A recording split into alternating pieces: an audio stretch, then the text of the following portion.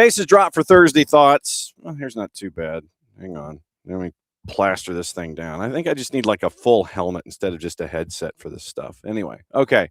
Welcome to Thursday Thoughts here, SDH AM. John here, you there. Rundown as always. The Power Hour in hour number 2, where we go around the world in 60 minutes with our friends Nino Torres, and we find out just how fattening his desserts are as he continues to build and grow that particular part of his industry. And then after that, to looking at South America and Libertadores and Sudamericana qualifying and what's going on around the continent. Maybe a little Portugal, then our buddy Niko Moreno, who probably had a very early wake-up call because there are 2 friendlies going on right now in preseason camp in Marbella, Spain, that started at 7 o'clock this morning, our time, which subtract 3 is 4 o'clock his time. He'll be joining us. He might be on cup number 3 because of those 2 friendlies, but Seattle is a couple of back-to-backers today, and Niko Moreno is going to join us at 10:30 to break down everything from a Pacific perspective in the Western Conference, the week that was, and getting you ready for the week that will be. In the rest of hour number 1, we've got to get into what happened in CONCACAF last night. Close call for a grande. We'll have the highlight there. And then the late night, it was one of those opportunities for a 16 to beat a 1. And we're just going to put it there. So it was a bit of a long night for Vancouver FC, the other Vancouver. So Vancouver FC had a long night against Cruz Azul, the defending champs. And we'll get you highlights there with a little bit of post. And we'll cover CONCACAF with what happened last night. The U-17s, the US U-17s, are getting ready to qualify if everything goes the way they anticipate. They're going to be, it's a World Cup qualification tournament in St. Vincent and the Grenadines. And so we'll get into that in just a little bit. We'll hear from the head coach of the U-17s as they get ready for the tournament. You can watch those matches on FS2, and that'll be a part of what to watch, where to watch it, how to watch it as we get you through your day. But yes, you can pick up the U-17 tournament as well as a part of your viewing experience that's going on. Got some news across the pond having to do with championships and rule changes that coaches are calling for, and we'll get into that. We do have a little bit of transfer news because, remember, the Brazilian window is open a little longer than the others. There might even be a John Texter update in there just to kind of let you know what's going on when it comes to the banks and looking at the state of affairs and can this happen or this happen. You probably have an update there as well coming up in hour number 1. All right, opening kickoff brought to us by our friends at Black Pitch Coffee and blackpitchcoffee.com. We start your day with the most important stories in the game, the right way to start your morning. Black Pitch Coffee, part of the SDH community, showing up at events all over Atlanta. Try their home blend made with beans from Brazil and Guatemala. Heavy-bodied with notes of walnut and semi-sweet chocolate and a rich world-class finish. Opening kickoff, powered by Black Pitch Coffee and blackpitchcoffee.com. Now, morning, Abby, morning, David. And Abby, I don't know. Abby had a friendlies question, so let me go ahead and post it to the floor here. The next friendly is going to be shown on video. There was a discussion, and this is just like casual talk with no bearing in any of the actual competition itself. Let me check with both Houston and Dallas, and I want to see if they have their notes. Morning, Alex.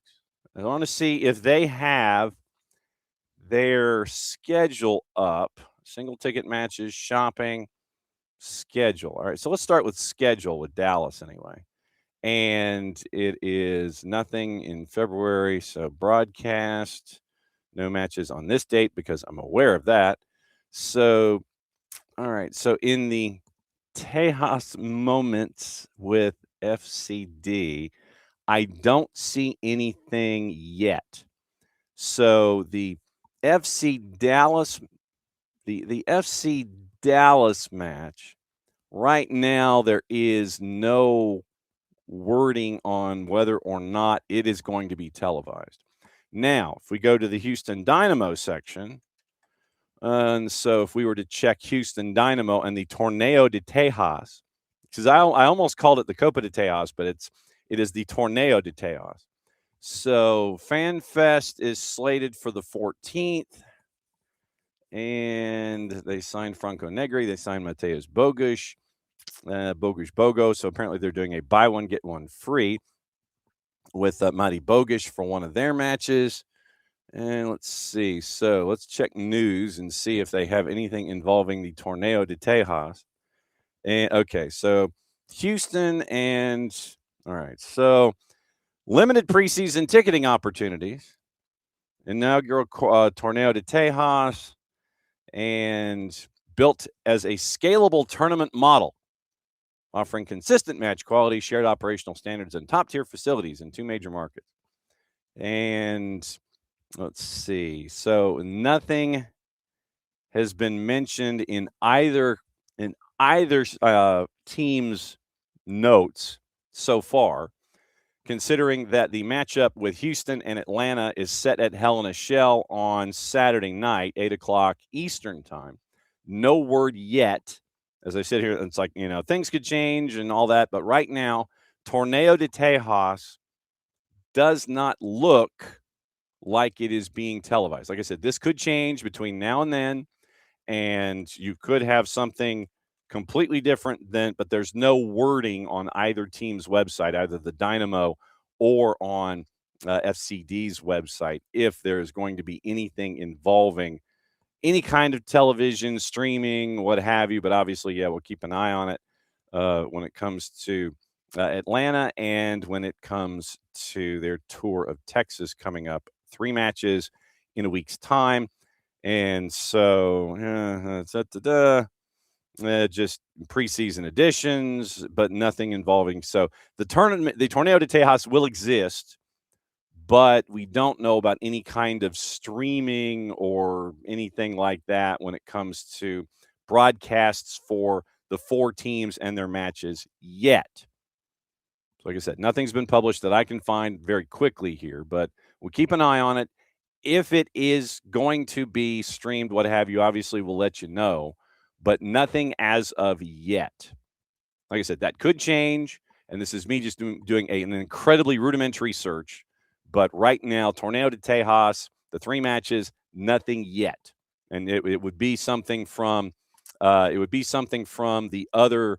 It would be from the home team side, unless Atlanta United came up with an agreement one way or the other, and had voices out there, and it was broadcast back this way. So nothing yet. Bookmark there. We don't quite know. So when we get more information, obviously, we'll let you know. If you guys hear anything, since you are our intrepid field producers and all of this, obviously, you'll let us know too. But whoever gets the information first, we'll let the other know. And right now, Torneo de Tejas, nothing on the board yet that I could find in a very, very rudimentary search, as you trust me to try to find things on the interwebs. So there you go. Okay, let's see. Morning, Michael. And so Michael teasing us all. Michael, for those that may not know, Michael gets to spend a couple days a week out at a golf course here in the eastern sections of SDH HQ. And so what Michael will do is he will listen to the show while he's marshaling on the golf course and telling people, no, you can't do that. It's lift, clean in place. Get your cart back on the cart path, those kinds of things. So he gets to do the morning shift there, and it's always fun and jealous from my perspective that he gets to do that. So morning, Ricky, morning, Abby, morning, Michael, morning, Alex, and morning, David. All right, opening kickoff. In addition to Torneo de Tejas, yes, it is Jason's birthday. And so my question to all of you this morning, and like I said, and this will be something that we can run through the show. What's your favorite Jason call or moment in the years that we've done Atlanta United, and that you've heard him on 92.9 The Game? What's your favorite Jason moment that you got to hear on radio? So that's opening kickoff. It's an open question for the show, and we'll have all the responses, and we'll let everybody know and share notes and all that kind of stuff. But what's your favorite Jason moment? Since today's his birthday, as he gets ready for yet another season of Atlanta United soccer, what's your favorite Jason call or moment that you've heard over the last decade? So that's the question. That's opening kickoff. I want to know what your answer is. I mean, it could be, however, could be Brad Gazan got decked. Could be when you won, when Atlanta United won MLS Cup, and what Jason was able to let everybody know about the history, everything coming forward from Dick Cecil and the Chiefs and the first incarnation, all the history lessons that that we are privy to with him. And I will say this, and I will be the first person to admit this and the first person to say it. I learn more from Jason on a daily basis, and I mean, I'm the better for it because coming into SDH here to season 10 when we started this, wow, it's crazy to think this is our 10th season. But, when we started this, I covered it, and I still do, with us here from a stories perspective. The history lesson and the history lessons and all that stuff, I have my bits and pieces. When it comes to the world game, that's when I defer to Jarrett and Nick and Jason because their history, they've loved it since day number one. I remember my first exposure to it was North American Soccer League, Pele's last match, and I remember it was on Wide World of Sports. And I was in the back room of my grandparents' house, and I was watching it because my grandfather, if I was watching soccer, he would have sat there and said, "Well, what the hell are you watching?" One of those kind of things. So Pele's last match, that was like my first exposure to it. And I was a casual person because of what the Chiefs and the attack were doing. And one of my first NASL matches in person was the California Surf and the Washington Diplomats. And then from there, it was the Chiefs and the Dips at Fulton County Stadium. So the North American Soccer League for me, that was probably my in. And then you had the Georgia Generals and Star Spangled Soccer at DeKalb Memorial Stadium and the Attack indoors and the Chiefs indoors with David Byrne and all the successes, Graham Tutt, Mike Balson, all of that. But for me, it was more covering it than it was in, listing and watching and having that history base. With Jason, his brain is, 9 gazillion times when it comes to the sport. He's got more information in there than I do. But for the history of it here, it's Jarrett, it's Nick, it's Jason. And to learn about the game itself, with all of the intricacies and the rules and strategy and such, that's where I get to pick his brain on a daily basis when it comes to this stuff. So I am profoundly blessed to have him in my life as it is. And it's not just about SDH, but it's about all the other stuff too. But just wanted to, in that vein, wish him a happy birthday. So it's another trip around the sun as we are here in season 10 of SDH, and we got a lot of stuff going on. It's going to be coverage of DeKalb County Media Day on Saturday. We're going to get some tape there, and we'll have that for Red Clay. Red Clay Wednesdays, the noontime show for our high school schedule. That's going to come back next week.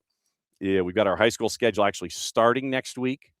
And it is the sprint. And because this is a year of what it is, Jason will always come up with a schematic and a master schedule of, what we're doing in this year. This year, because it's a World Cup year, 5 pages. That's our itinerary, 5 pages right now. And we are just getting started in it. So it is, it's going to be a fun year. It's going to be a long year for season number 10, but wouldn't have it any other way. So happy birthday to Jason. And I want to, like I said, I want to know what your favorite Jason moment is from the time that he's been covering Atlanta United, or it could be something from Intersection, Atlanta Soccer Tonight, filling in for any of the other shows at 92.9 The Game, anything like that. What's your favorite Jason moment from the on air? That's my birthday question for him, and for you to work your brain here for opening kickoff. So that's opening kickoff. Brought to us by our friends at Black Pitch Coffee and blackpitchcoffee.com. Starting your day with the most important stories in the game, the right way to start your morning. Black Pitch Coffee, part of the SDH community, showing up at events all over Atlanta. Try their home blend made with beans from Brazil and Guatemala, heavy bodied, notes of walnut and semi-sweet chocolate, rich world-class finish. Opening kickoff powered by Black Pitch Coffee and blackpitchcoffee.com. So that is, y'all will have to sample that for me. I'm not a coffee person, so you'll have to let me know what Black Pitch Coffee tastes like. And can't thank them for being a part of anything and everything that we have going on here at SDH. So let's see. So Ricky, the sound that he made on the Barco goal in New England, there's usually like an ooh that'll drift in there somewhere. Let's see. High school golf has already started. Man. Yep, and they're hitting a lot longer and straighter than I ever could. I mean, you got kids these days, 15, 16, 17, 18 years old. I can hit it, no lie. I can hit it between 250 and 320. Just depends on the situation and what hole I'm on, because usually it takes me to about 13 before I get everything rolling. But yeah, these kids with their technology today, it is just crazy what they're able to do. I can't afford the technology, so that's why I'm still using the very basic golf balls, very basic tees, and used or recycled, whatever. They're used clubs, but still trying to figure out how to learn how to use them too. But yeah, not jealous or nothing. So there you go. All right. So CONCACAF Champions League. It was day 2, the CONCACAF Champions Cup, the Triple C. We had that last night, and it was an interesting night early, and it was a challenging one late. Let's put it that way. And it was one of those situations where you had where CONCACAF was concerned. It was one of those nights where you have your defending champ coming through, and it's going to be one of their moments to try and figure out, okay, where are we in their setup? So remember, night number 1, goalless draw in 16-degree weather in Hamilton, Ontario, Forge and Tigres. Club America gets a goal late to knock off Olympia 2-1. San Diego beat Pumas 4-1. So then the first match last night was Selejeu and Monterrey, and we did the soccer over there analysis of the club Selejeu, and it was fun to find out about them last night, and the Super Goats, Club Selejeu against Monterrey. And so you end up with a game that was pretty tight. You're going 45 minutes, and you're thinking, okay, Monterrey's, they haven't put a goal on the board yet. Selejeu, they're hanging in there defensively, and then Monterrey makes a triple change, 20 minutes to go, and Selejeu is still hanging in there. But then 83rd minute, you end up with that moment where could it be that the underdog actually has a shot? And they're the first ones on the board. Here's how it sounded thanks to our friends at CONCACAF and FS2.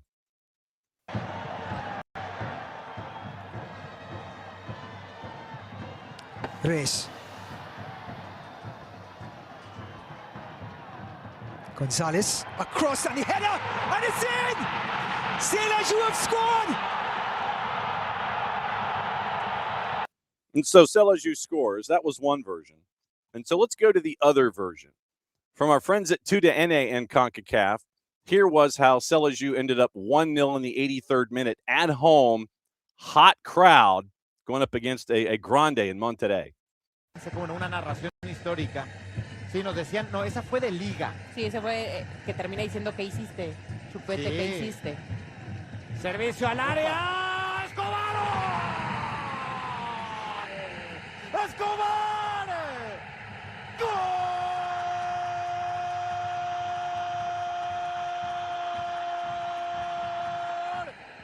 ¡De Xelajú!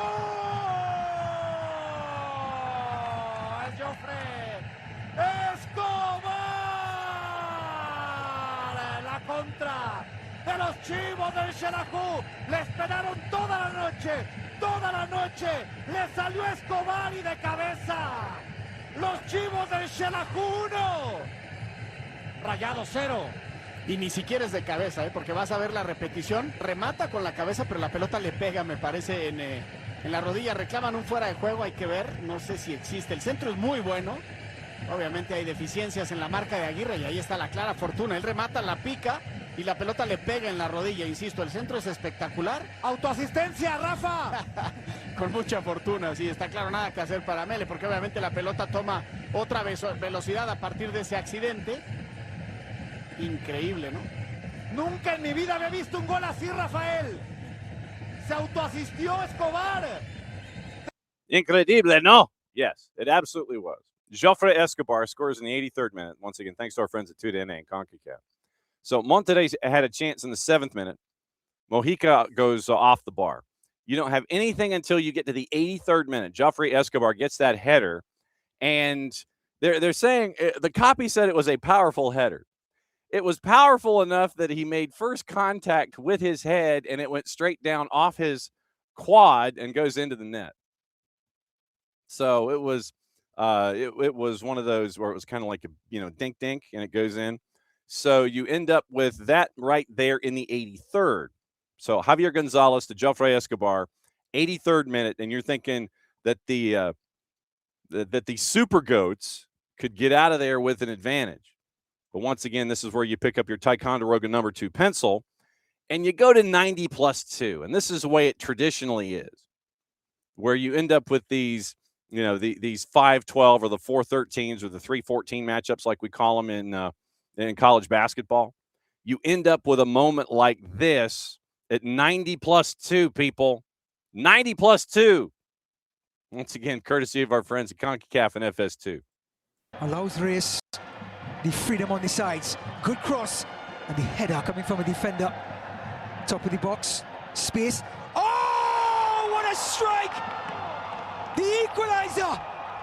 It's the legend himself! Jesus Corona with an absolute rocket from outside the box at 90 plus 2. And that means that it is 1-1 going back to Estadio BBVA in Monterrey on the 11th. So 6 days time. And so since they got the longer wait in match day 1, they get the shorter wait in match day 2. So on the 11th, the ones that were 2 nights ago, they get the 12th. Last night's get the 11th. And so you end up with 6 days or 7 days, because yesterday was the 4th. So 7 days, you end up with Estadio BBVA getting the second leg, tied at 1. Selaju was right there. The Super Goats were right there, people. And so it'll be a tough test for them heading into that building. I would anticipate that the juice boxes in that particular matchup are going to be rather large. So you'll end up with it is going to be a tall task for the Super Goats as they head to Monterrey for leg number 2 in round number 1, Selaju and Monterrey. That was the early one. Your nightcap was in Langley, BC, and it was Vancouver FC that made their way into the tournament.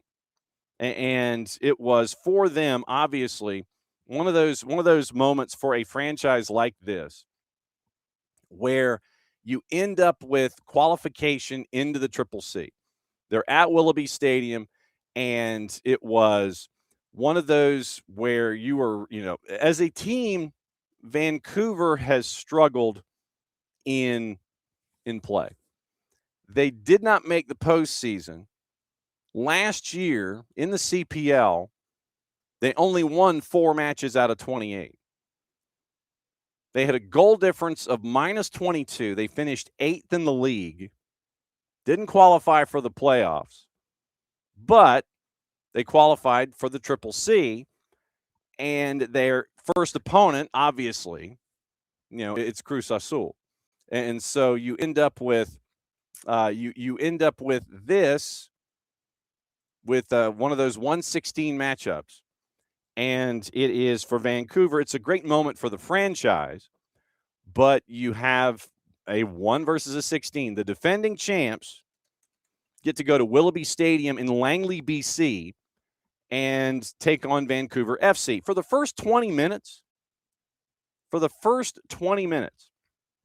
Vancouver FC was hanging in there. And it was, you could see that Vancouver FC, they were defensive and trying to make sure that the game would not leave their control. And you end up with a very competitive, 60 minutes. There were 20 minutes. There were chances for Cruz Azul. Vancouver FC was standing straight, and everything was fine in the first 20 minutes.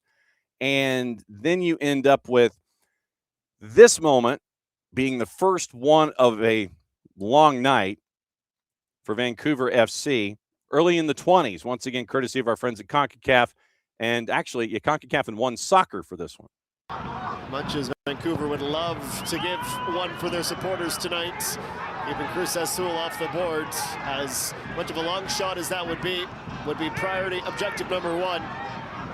POV to the wing, shot from just inside the box, and Irving dove where he thought the ball would land.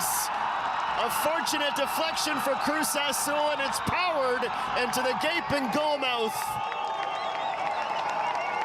The reigning champions draw first blood in this tie right on the mark of quarter time in Langley. Well, Adam, I just spoke about this in the last couple of minutes. Cruz Azul attacks wide. And that's the beauty of when you have your own tournaments. Because of Vancouver FC making it all the way to the tournament final in the Can Champ, that was how they qualified. You end up knocking off a couple of champs and some big names along the way. You get to the final in the Canadian Championship, and then you get into the Triple C. So if you were to ask anybody in Vancouver, you know, they're not going to lie. That was a long season last year, but then you get a cup run.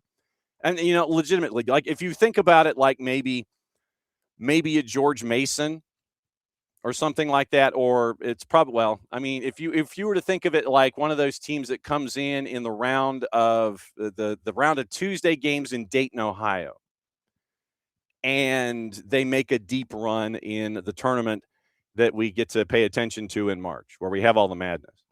Think of it like that. Someone comes in that first four, and they make a deep run. That's kind of what you got with Vancouver FC in the Can Champ last year to get them into the Triple C this year. And they knew it was going to be a long slog. You know, they knew it was going to be a long night. You know, you get that chance, and it's there and everything. And you end up with about 20,000 people showing up in the championship game where they go up against the Vancouver Whitecaps. So it's been a busy season for them. You end up with this kind of a result. And once again, you're talking about having to do things early. You're about a month ahead of time when it comes to your normal planning. And by the end of it all, it would be a 3-0 win for Cruz Azul. And it was a long night by the end of it for Vancouver. It was 2-0 in the 40s, and then they get a third. And so you end up with Vancouver showing up a pretty decent crowd there in Langley, BC, late last night, our time. But 3-0 win for the 16 seed, if you want to put it in that kind of a parlance. But here after the match is Captain Mateo Campagna, after what they learned in this matchup, after what happened last season. They're running the Can Champ to get them to tonight, losing, although they did lose 3-0. Campagna thought there were a lot of takeaways from it, once again, courtesy of our friends at CONCACAF and One Soccer. Obviously, a tough match against a tough opponent. What did you take away from this match? Yeah, good team. I think obviously the best team in North America. I think for our first game, there's a lot of positives, and obviously conceding 3 is something we're not happy with. But I think just the start of the games, we got to start better, I think, as a group. And I think it takes time to get the collective efforts together. But I think even in the second half, I think we showed more confidence and realize what kind of team we need to be against Cruz Azul, top team. But for our first match, like, we just got to keep giving the effort, and obviously there's a second leg. You know, you never know what could happen, and we'll take the positives that we learned from this game and use it in the next. What are some of those positives that you could take? Obviously a good crowd tonight. You guys fought hard. Took a while for you to get broken down. Like, what are some of those positives? I think being a team that's more comfortable on the ball. We worked a lot of that in our preseason so far. I think we got to show that confidence in front of the fans. You know, I think last year that wasn't our strength, and obviously we have a team that we brought in and made moves in the offseason, and think we can be a good team that plays good football. But I think we just got to play to the strengths that Cruz Azul is kind of giving us in these games. You know, if we know we're not going to get the ball as much, then we'll adapt to that. You know, we have a lot of fast guys, and we can use opportunities in the higher attack. So, but I think, yeah, using the confidence and the grit. Defensively, showing the grit. We know, like, they're not going to make it easy for us, and even for defensively, you know, the guys will make hard runs and stuff like that, but you give them a little nudge. It's just the smarter stuff. But I think everyone's learning a bit more each game, and playing these high-level games is something you want at the end of the day. So, yeah. To that point, just how important is leg 2? You get that opportunity to go down to Mexico to face these guys again. Just how important of an opportunity is that as well? Super important, I think, for all the young guys, but for us as a team, and looking forward to the CPL season. But focus is there now we still got a job to do. You know, I think we can do it, and I think it's going to be a tougher situation. You know, it's always tough to play down there, but sometimes when it's harder, you play better. Your team's more hungry. I think the hungriest team wins, and I think this team has a lot of grit and determination to do well, and I think we can get a job done. We just got to keep focused and get better every day and prepare well. So, Thank you. Mateo Campagna, defender for Vancouver FC. And Campagna is one of the players on that roster that is garnering interest overseas. There are a couple of players. There was a 16-year-old that had been sold by Vancouver FC for the largest ever transfer fee in club history. And so you have a team that a couple of seasons ago was kind of started on the hop, and they're still trying to get their legs about them. They had a long season last year, make that run through the Can Champ, had a coaching change, and so they're working with these young, talented players to try to turn things around in the Canadian Premier League, but they get to see what they have going into this, going into the Can Champ with the time that really should be spent in training camp. So it's a interesting petri dish for Vancouver FC, losing 3-0 last night late to Cruz Azul, your defending champs, in basically what I would term as the 1/16 matchup in the Canadian in the CONCACAF Champions Cup, the Triple C. It's like Can Champ and C's, and all these C's are running through my head. Anyway, so that's what you're staring at with CONCACAF. Couple of scares, and I will ask the question to Niko Moreno when he comes in about an hour. It seems like to me that in these early games where the higher seed is on the road, the definitive favorite is on the road, that if obviously your underdog has that result, you can take that momentum with you. But if it's a game that's tight, close, there's always that moment late. And we saw it in the Selaju match last night where the Grande always finds a way. They always find a way for that equalizer. 90+2, you get an equalizer from a Grande last night. So it's, hanging in there and hanging in there and hanging in there, but you have that moment. And that's how the difference is, it seems, at the end of the two legs for the Grandes in this tournament. They always find that moment on the road if it's tight, and then they take care of business at home. Vancouver Whitecaps, the Whitecaps version, they went on the road last season as a part of their run, and they proved that being on the road was kind of a refreshing change for them, and they took care of business, and they made the advances that they made all the way through. So, the Whitecaps making that kind of a run going against type, where we've seen a lot of the Grandes have that moment late in most of the tournaments, and they end up getting that draw to take it home where all they have to do is get the win, and then they advance. Okay, that's your Conca update, your Conca Champions update. And like I said, we'll probably talk to Niko about that a little bit more about an hour from now as we go through what he thought about in those first 5 matchups, specifically involving the tournament big dogs as are there. So we had I think it was the left-hand side of the bracket. Let me double check this because it's going to drive me crazy if I can't figure out what side of the bracket you're staring at when it comes to the CONCACAF, the CONCACAF Hemispheric Extravaganza. So your club competitions, all right, you hit the marker. Now your bracket. You're looking at Toluca, who had been preceded. And so here's the bracket, just for qualification's sake. So you've got Toluca, who has been preceded, and they get the winner of Pumas and San Diego. Right now, San Diego, with their big advantage, they're at +3, and they go on the road to Pumas. All they have to do is hang on. So then you have also you've got a preceded moment involving the round of 16, where in the round of 16. You got teams like Mount Pleasant and Seattle and Toluca and Messi and friends.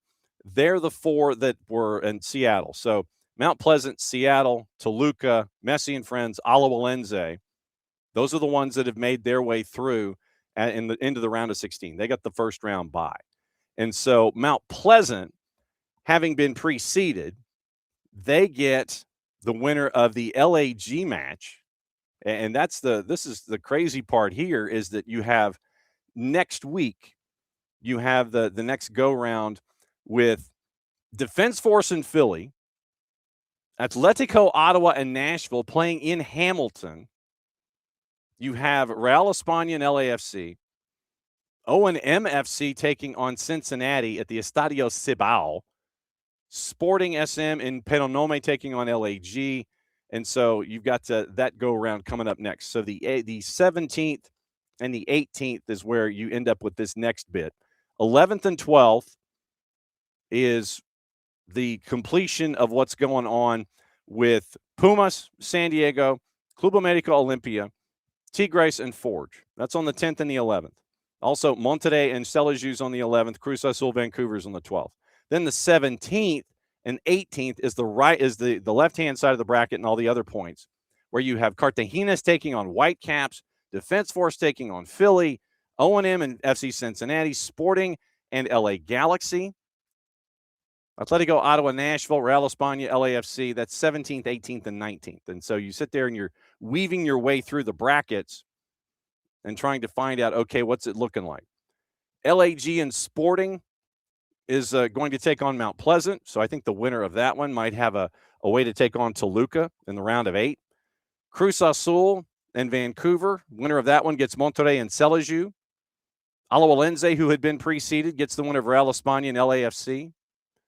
Cartagenas in Vancouver is going to take on Seattle. So legitimately, you could have Cascadia happen low right of the bracket in the next round. You have Cincinnati and O&M going up against Tigres and Forge. You've got Philly and Defensa and America and Olympia. That one could be interesting. And then you have Miami taking on the winner of Nashville and Atletico Ottawa. Reserving comment on that. Miami and Nashville. If they get past Atletico Ottawa, you could have Miami and Nashville, Messi and friends in Nashville, going against each other in the round of 16. So the early groups, you'll have some ideas, 10th, 11th, and 12th. And then you go to 17, 18, 19 as it all works its way through in February. So that's where you are with CONCACAF. Fill out your brackets carefully, as always. Okay. Everything else, and we're getting some early returns. Morning local and morning pars. The visceral, yes. Since it's Jason's birthday, I have asked what your favorite reactions and moments are with Jason. And so probably pass them along, and then pass them along to him on his social media too. And so Ricky's like the visceral reaction to filthy goals, the woo. Jeff Lorenowitz on Campiones Cup. Ooh, yes. One of those. Those are always fun. So that's basically opening kickoff carrying through the show this morning. It is making sure that since it's Jason's birthday, that we celebrate it appropriately and ask what your favorite moments are. Okay, U-17s turning quickly. The U-17s are in St. Vincent and the Grenadines for the CONCACAF U-17 World Cup qualifiers. Starting today, 6 o'clock, FS2. And it is 3 matches in a 6-day period. St. Vincent and the Grenadines today, then at St. Kitts and Nevis Saturday night, and then on the 10th, that would be Tuesday at 1 o'clock in the afternoon, they wrap up group stage with the Dominican Republic.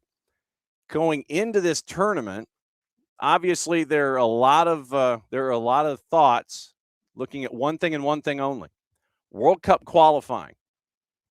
And so here are the words of Alex Aldaz, the head coach for the U-17s, about the anticipation while they were training in Kansas City, getting ready for World Cup qualifiers. We always talk about every journey we have, every camp we have, treating it as an experience for growth and development. Really embracing it, loving it, enjoying the process, expecting the expected and controlling the controllables, and really being resilient.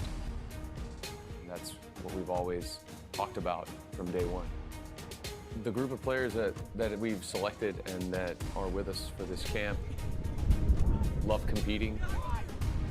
They relish challenge. Everyone that's part of camp understands why we're here. Of course, when we step onto the field to train and to compete, those are the moments where you see an extra level of alertness and focus to obtain our objective, which is to qualify. Head coach Alex Aldaz of the U-17s. Thanks to our friends at U.S. Soccer for that. And if you are just a casual watcher looking at this as, part of your buzzing through, you want to see something live soccer, and then you pass by and you stop, keep an eye out between the sticks. Remember, James Donaldson for Atlanta United 2 and Atlanta United is a part of this U-17 roster. You have a lot of MLS-attached players in the U-17s. All three keepers are attached to MLS teams. James Donaldson, Keller Abbott from the Crew, Matthew White from Philadelphia Union. Then you have defenders you have attached to Houston Dynamo, Tyson Espy, who is attached to USL Championship Club, Orange County. You have Prince Forfor with Columbus, Aston Mbaye attached to AC Milan, and Liam Veyrostek from FCD, Edward Chadwick, currently unattached out of Los Angeles. Midfielders, Vicente Garcia, LAG, Peter Molinari with NYCFC, Rocco Pijar with the Fire, Paul Sokolov from Red Bulls, Cadron Spivey from San Jose, Landry Walker from San Antonio FC. So 2 players in the U-17s attached to USL Championship teams as well. Forwards, Matteo Di Morelli from Houston, Miles Gardner from Houston, Malik Jakupovic from the Union, Aaron Medina from LAG, Max Steelman from LAG, William Ostrander from PSV Eindhoven. So LAG's represented well. Houston Dynamo represented well.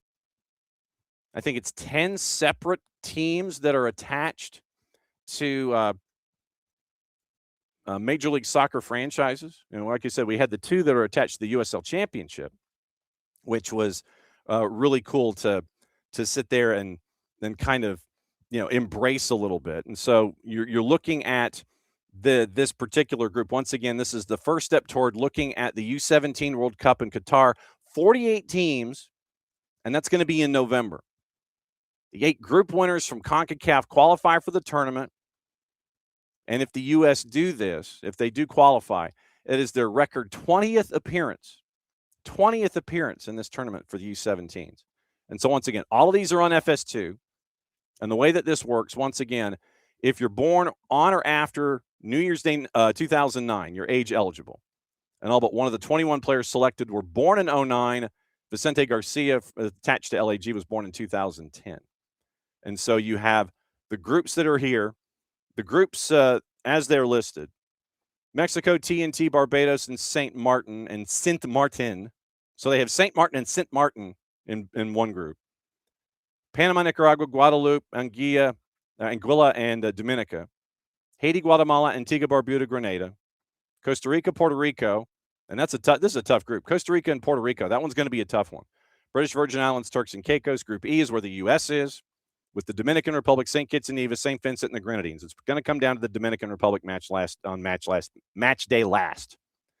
El Salvador, Curacao, Cuba, Belize.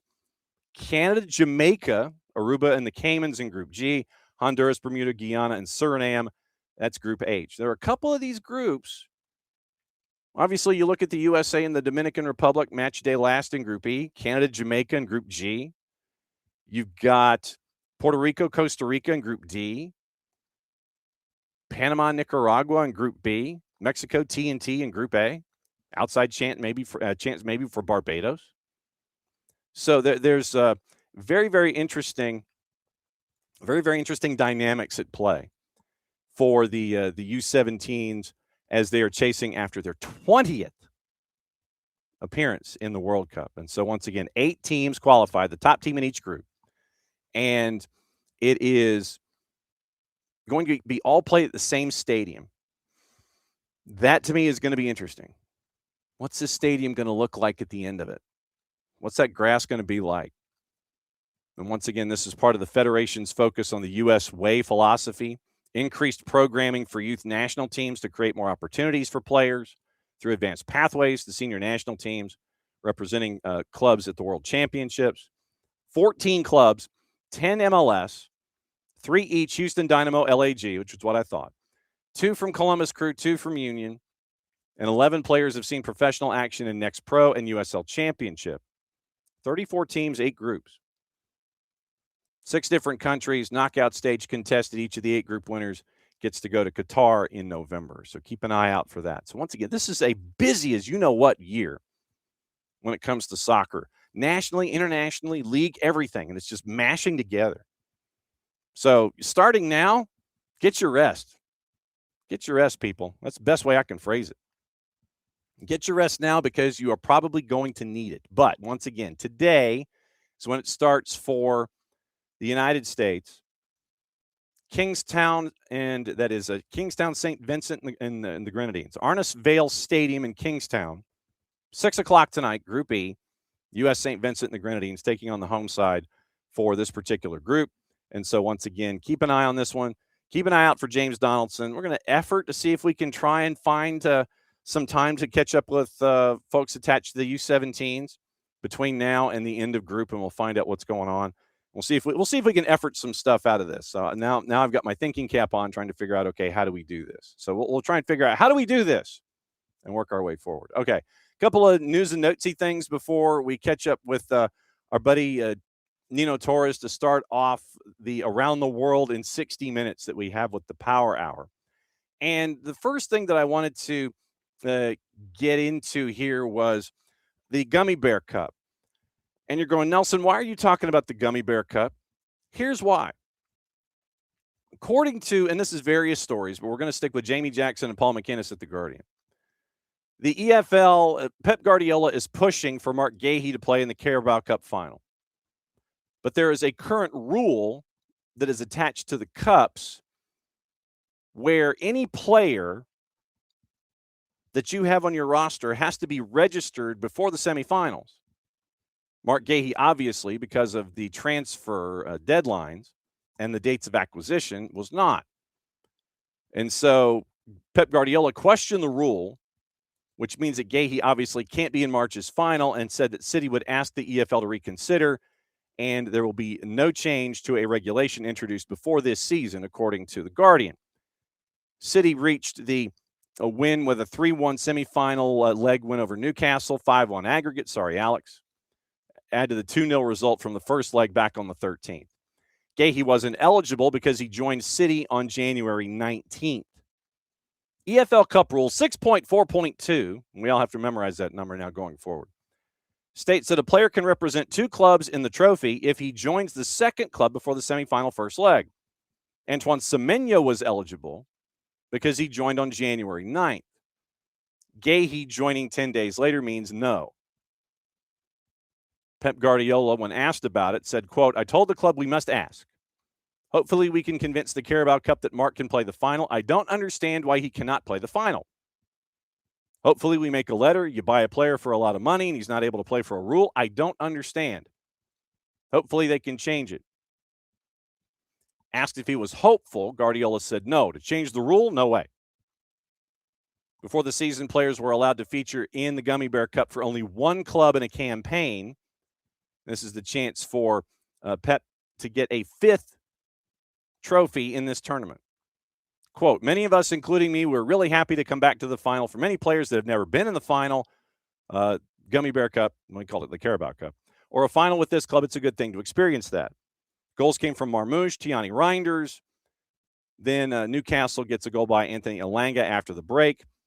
And obviously, Eddie Howe disappointed. Anthony Gordon forced off before the break. Eddie Howe concerned about that going forward. Set your fantasy teams appropriately. Quoting Eddie Howe, he goes, it looks like a hamstring problem, a big worry. Bernardo Silva is a doubt for City's trip to Liverpool on Sunday because of a muscle injury. We'll go over juice boxes tomorrow for everything going on overseas that we need to kind of keep an eye out for. So he wants the rules changed when it comes to the Gummy Bear Cup. I don't quite see it happening. But half of the battle is sitting there and saying, you know, this is something that needs to be changed or looked at. Because if you don't say for a double negative, if you don't say something doesn't need to be looked at, then they won't look at it. So Pep Guardiola is taking that first step and going, you know, I think we ought to look at this. Answer is probably going to be no, but at least you've asked the question and you've gone through the machinations of sitting there and addressing a rule. So that's the interesting element in all of that. 22nd trip to Wembley under Guardiola, by the way. 22nd trip. Transfer news, it looks like just overseas. Celtic in advanced talks with Arsenal and Liverpool for Alex Oxlade-Chamberlain. He's a free agent, could undergo a medical later today. Sky revealed Celtic's interest in him earlier this week. Manager Martin O'Neill confirming he had talks with the player in his press conference, in O'Neill's press conference, not Alex Oxlade-Chamberlain's, back on Tuesday. Training with Arsenal since mutually terminating his contract with Besiktas back in August. So that is the latest there when it comes to that particular storyline. Now, let's take a peek and see if anything went down in Major League Soccer transactions-wise over the last day that everybody needs to be kept abreast of. And once again, you're still looking at roster assembly, and you're looking at, okay, who's going to be going where. There were some signings that happened across the board. But just to let you know what happened yesterday, back on Tuesday, really, the Elias Baez signing for Atlanta United official. Is going to be taking up a U22 slot. And according to published reports, could be a week, maybe two, before Baez comes into the country because, once again, you're looking at P1 visa. You're looking at in the ITC. Giuseppe Bovalina goes from Vancouver on loan to Örebro in Scandinavia. Morgan Gilavogi goes to Real Salt Lake from Lens. It's a transfer, and it's going to be a DP signing. Matusz Kmet comes from Minnesota United, goes to FKDAC 1904, Dunajska Streda. Say that 10 times fast. It's a loan deal. Geiner Martinez, transfer from USYNT to help out the back line in Philly. 7-figure deal there on the transfer.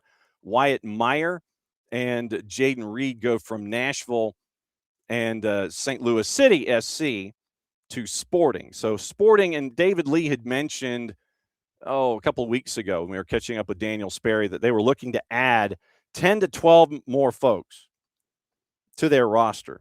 And it's going to be interesting to see what this rush looks like with all of these groups. Overseas, Jean Duran is terminating a loan, and it looks like he's going to be joining his third team in a year. Duran's going to join Zenit on loan after leaving Fenerbahce, after he'd been on a season-long loan from his parent club, Al Nassr. Terminated his spell at Fenerbahce to head to Zenit until the end of the season. Temporary move does not include an option to make the deal permanent. Zenit, second in the Russian Premier League, 1 point behind Krasnodar, could make his debut following the winter break at home to Baltika on February 27th.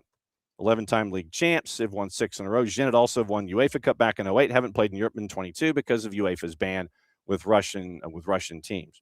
Third new club for Duran since leaving Aston Villa for Al Nassr in January of last year. So in 13 months, 3 clubs, technically 4 if you include Aston Villa. So you go Aston Villa, Al Nassr, and then you go Fenerbahce and Zenit for Jean Duran. So that one, keep an eye on that one. USL Championship quickly. Charleston Battery acquired All-League defender Nathan Messer from Portland Hearts of Pine, USL League One Defender of the Year. Last season, All-League first team for Portland in 25. And so he's going to be joining Ben Pierman's squad. 32 matches, 6+4, 44 chances created, 132 clearances, 150 duels won, 29 interceptions. Ranked third among fullbacks in the league with a goals added mark of plus 5.31. Key performances in Open Cup, had a goal in the tournament and converted in the penalty shootout, and that upset win over Hartford Athletic in the second round. Obviously, Ben Pierman happy to bring in Nathan Messer now from Portland Hearts of Pine. So that's another quick move for them. For Charleston, as they're getting ready for the season coming up in short order as well. So keep an eye on all of that, and keep an eye on your favorite teams and on your favorite clubs and where we are from there. We'll check. And once again, the question that I asked today, since it's Jason's birthday, what's your favorite calls and moments with Jason? Pars says, I think mine would be anytime he calls out Ted Uncle for bad calls. Not wrong. I mean, when Jason goes through the rule book, if you go back and listen to However in St. Louis, then you end up with Mike and Jason walking through the rule book, walking through what VAR should and shouldn't do. And then you go back and listen to However and the lead up where Mike and Jason had it, Then you end up with however, and then it was 7 minutes of radio conversation with Mike and Jason as they're trying to walk through everything. And then you end up with the moment where you end up with however, and then Mike's going, yeah, however. So you end up with those kinds of moments too as well. So always fun to learn from Jason and Mike. But yeah, it's Jason's birthday, so that's why I was asking kind of an opening kickoff that works its way all the way through about favorite moments with Jason, what you enjoy about him the most when he is discussing the sport of soccer online, those kinds of things. So that was for me. That was an easy opening kickoff question today. All right. What to watch, where to watch it, how to watch it. We've already talked about the U-17 tournament. That's going to be on FS2. And the what to watch, where to watch it, how to watch it, brought to us by our friends at Fanatis, fntz.co/soccer down here. That link is important. Helps them, helps us, helps you. Adding more matches to everything you're already watching. Fanatis, you get all the BNs, and I mean all the BNs. So you're getting CAF Champions League. You're getting the Polish League, the French League, French Cup, all points in between. A lot of the action with Tigo Sports and CATV. You're getting a lot of leagues in South America. You have TVV, CDO, CDO2. You have TIC out of Argentina.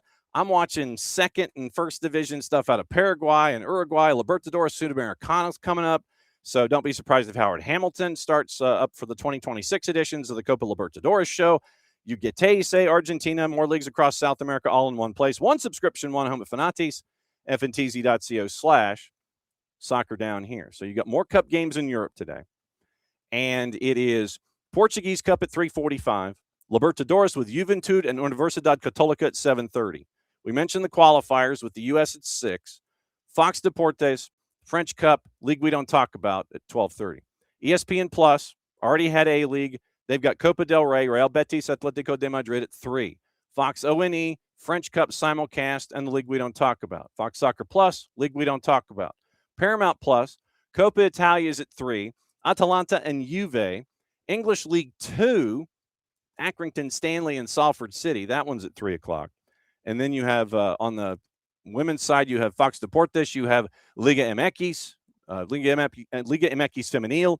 8 o'clock, you have Juarez and America, Tigres and Cruz Azul at 9 o'clock. 10 o'clock tonight on the Plus is the A-League Wellington and Perth. That is at 10 o'clock tonight, and that is what to watch, where to watch it, how to watch it from our friends at Fanatis, fntz.co/soccer down here. So that's your rundown of what to watch and where to go today. But like I said, I think today's focus really is going to be it's going to be U-17's late. I mean, if you want to watch the cup competitions, probably the Copa del Rey at 3, you could do that. But I think looking at the U-17s and keeping an eye on James Donaldson, I think is going to be important as the U.S. tries to get out of group to qualify for the World Cup in Qatar in November in the U-17s as they're in St. Vincent and the Grenadines. St. Vincent and the Grenadines. All right. I'm intrigued. All right. So St. Vincent and the Grenadines. I've got to figure out where it is and how you get there. Legitimately, I guess American Airlines is what they're saying off the top. So Windward Islands of the Lesser Antilles, which lie in the West Indies. And so it is literally just north of the South American continent. So that to me, how do you get there? North is St. Lucia, east is Barbados, Grenada lies to the south. How do you get to St. Vincent and the Grenadines? Is it American Airlines? How do you get to St. Vincent and the Grenadines? Has anybody been to St. Vincent and the Grenadines? How do you get to St. Vincent and the Grenadines? Seriously. How? How do you, I guess American Airlines? Because that's what I'm staring at. A lot of folks are sitting there going, booking.com. American Airlines, okay. Flights to St. Vincent and the Grenadines. Okay. All right. So literally, now get this. So if you fly and this is once again, this is American Airlines, and this is me just kind of doing the work here. So if you fly to St. Vincent and the Grenadines from Miami, it costs you $188 more than it would if you were flying from JFK. Now, look, I'm staring at the website for the American airline, and they legitimately are telling me that if you fly from Miami, it costs you $178 more to fly to St. Vincent and the Grenadines than it would if you were flying directly. That if you were flying directly from JFK, it would take you $178 more to fly from Miami. Miami's closer. Miami is legitimately closer. Okay. We're going to check in with our buddy Nino Torres here and find out what's going on with the baking and his stories. And I haven't seen the stories, so I don't know what he's got on his mind. Yellow, yellow, yellow. What's going on? Where are you, sir?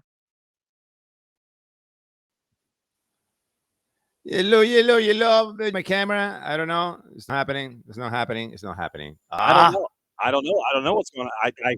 I hear you, but I don't see you. Yeah, I guess. All right. I mean, I'm pressing the camera here. What are you talking about, man? Jesus. All right. Look, no camera. Then what are we gonna do, man? All right. I'm not gonna. It's all good. I mean, it's been fighting with this thing for like 5 minutes, man. But we're in, so that's all that matters. Exactly. Yes, you're in. That's all that matters. So how's the baking going, sir? I saw your newest breaking news from yesterday on Nino the Baker on Instagram. Sure, man, I'm so happy, Johnny. I'm so happy. I just landed a deal with a restaurant. I'm gonna get my desserts. And breaking news is that I got another deal today, brother. Another deal today. They responded to me, so they say I'll be the supplier for 2 restaurants from now on. So that's that's fantastic, man. Oh, love this. Absolutely love this for you. And now we just need to figure out how to get your desserts, I guess, gold belly. We got to figure out how to gold belly your desserts from there to here so we can sample them. That is our next quest as you continue to build your baking empire. Yes, sir, man. We'll figure it out. We'll get the cakes there, man. We'll get you the cakes.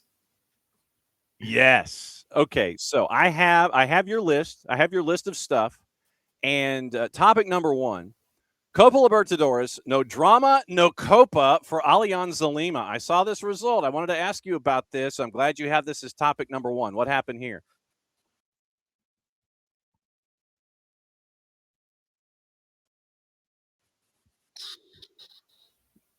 What happened is the person to not look over the shoulder to anyone, especially in the Libertadores, especially in the Copa Libertadores. You can look over the shoulder to any single team in the in South America, and they pay the price. You know, Pablo Guedes went ahead and left on the bench Eric Castillo, Paulo Guerrero. Who else was La Bandera? I mean, 5 starters on the bench. 5 starters on the bench. Yeah, we can get this through, man. We will work it out. You know, it's 12 de Mayo. It's a Paraguayan team that is they live 500 miles away from Asunción. It's a small team. We can get this. 65 minutes on, we can't score. We can't score. Hey, Paolo, you want to jump in? Yes, sir, I want to jump in. And then you get Castillo, you want to get in? Yes, I want to get in. This is serious now. It's serious now? Okay, serious is the goal that the 12 de Mayo score on you, brother. So now they're coming home. They're coming home having to win by 2 goals, not just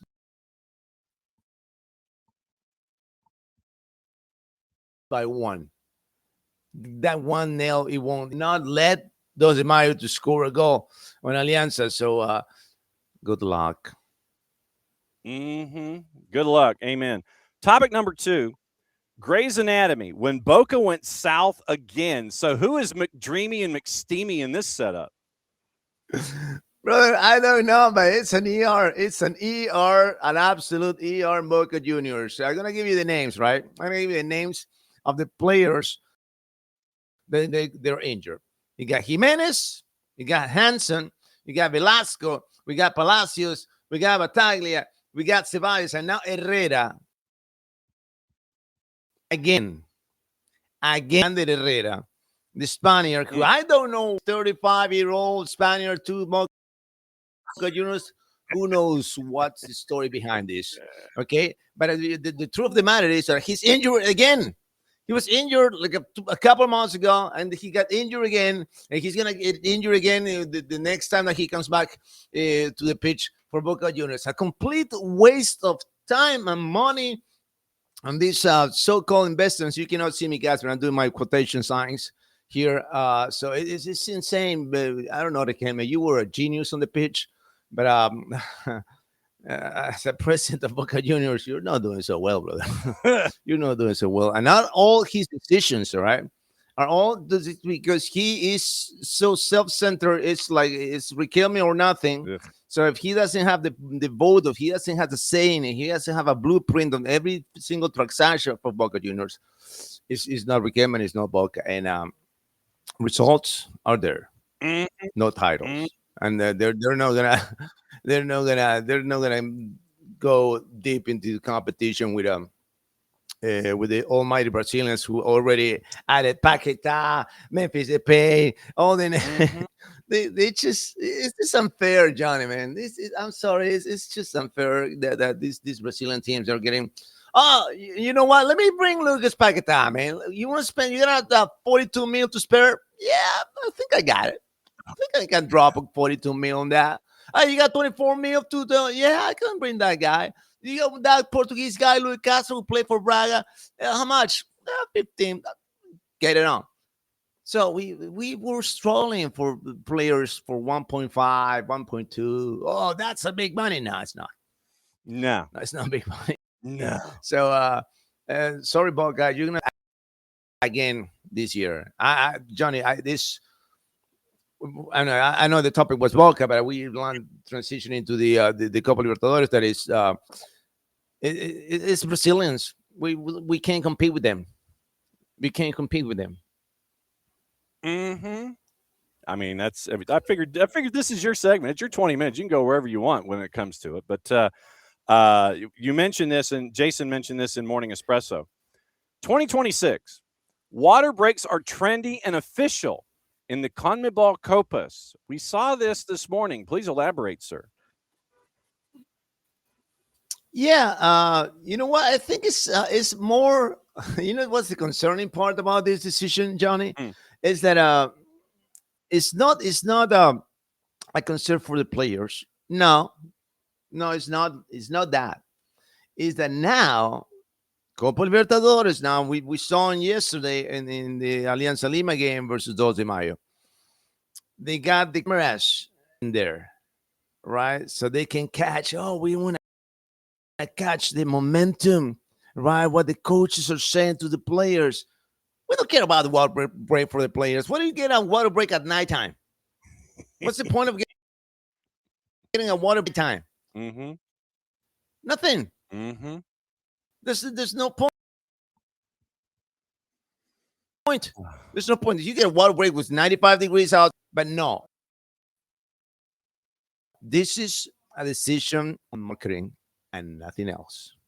But a 90-second break in the second half, so they can get the cameras in what the coaches are saying. No, because we care about the integrity of the players in a really hot game with 95 hydrated. No, it's not about that, brother. It's about the cameras. It's about said that they said it. We love the cameras. We love what the coaches are saying. They say that. Can you believe it? I mean, look, just tell me that you're doing it to give yourself another commercial break. I get that. That's fine. I mean, literally, if you're going to do that, just say, hey, look, we're going to do in the middle of summer, we're going to do a hydration break. And then what that does is that gives your networks and your advertisers a chance to go split screen. You can do a double box. Hey, you get the shot of the spider cam looks inside the huddle, and you see the coach sitting there with his board and everything. He's sitting there mapping everything out. And on the other one, you got your commercial. I get it.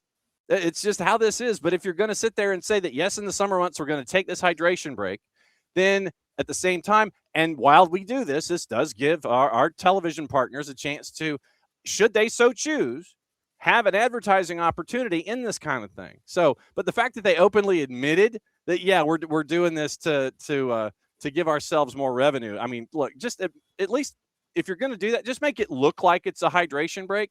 And, oh, by the way, hey, look, it's a chance for the TV network to run a commercial instead of sitting there and saying, yeah, we're doing it so we can have our revenue from more TV partners. It's just ridiculous, man. It's ridiculous. And I don't know, Mr. Alejandro Dominguez, about your comic ball, but you are all right. Nothing. I'm gonna leave it there, man. Alejandro, I love you. Okay, so we go from you doing this. I just have this vision of you kind of sitting there and blowing kisses from the dock. You're just kind of sitting there and you're going like this. And one lonely night, one lonely night, Porto lost a game. What? Yes, sir. That day, in this case, that night finally came to fruition. Porto no longer perfect anymore. After who knows how many nights, how many months, it's just ridiculous. But this is what happens when you got a long streak. You're not ended up losing against the arch rivals. You're not ended up losing against Real Madrid. No. You ended up losing in a cold night in Casa Pia, in Rio Mayor, and against a team that hasn't been doing well for the past, I don't know how many months already for Casa Pia. But they rather lose this game now, right? They lose this game now than lose it later in the season when Sporting is coming closer to you. And by the way, I'm gonna squeeze the Sporting in the conversation because the offense of Sporting this year is absolutely, we lost Jokeris. What are we gonna do? So you bring in this Colombian guy coming from the second division, and you're gonna do what? Excuse me. What do you say about Luis Suarez? Yeah, go check it out, bro. Go check it out. Yeah, that's 18 goals already in the campaign. He is on pace to beat Victor Jokeris in terms of goals and assist participations in the conversation when I said Porto, because this is a crucial moment in the Premier League. I said that, and when you lead for as long as Porto has been leading, it's so hard for the chasers to catch you. Mm-hmm. But there might be a chance. For the first time this season, because of the incredible level that Sporting is playing, it might be a chance. Still believe that Porto is going to win, but it's not gonna be as one-sided as I thought it would be. So we'll see. But Johnny, you're looking at the table. I don't have the table here, but I think they're 4 points behind. I think, isn't it? No, 4. It is 4. Porto is by the way, the last time they lost, last time Porto lost was legitimately when they lost was League Cup quarterfinals back on December 4th. Vitória de Guimarães beat Porto 3-1.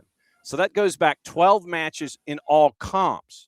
If you go back to Primeira Liga, the last time they lost, period, is, and I'm going all the way back here. So league stage, Europa, last season. Primera, because you're what, 18-1-1 right now, and like legitimately you drew October the 5th to Benfica, And I mean, it is like I'm back in September. They haven't lost to anybody in the league. I'm on like decision day. I'm in friendlies. I mean, Club World Cup. I mean, yeah, it's last year. It literally is. Last year was the last time that they lost in the Primera. And I'm trying to. Oh, okay. April the 7th, 2-1. There you go. To Vitória Guimarães. That was the last time they lost. April the 7th of last. Twice in 1 year. Huh? Yeah, and so 18-1-1, 4 points clear, 55 points. Sporting right now at 16-3-1 is at 51 points, but Porto's got that big red L brick right there. It's now 4. Let me do, before we go into World Cup Chronicles, let me take your bonus track. Bonus track is don't send him off, ref. What are you talking about here?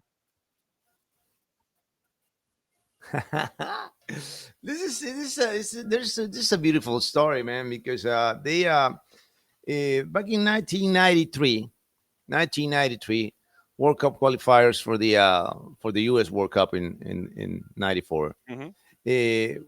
We witnessed one of the most sensational performances of a national team in CONMEBOL.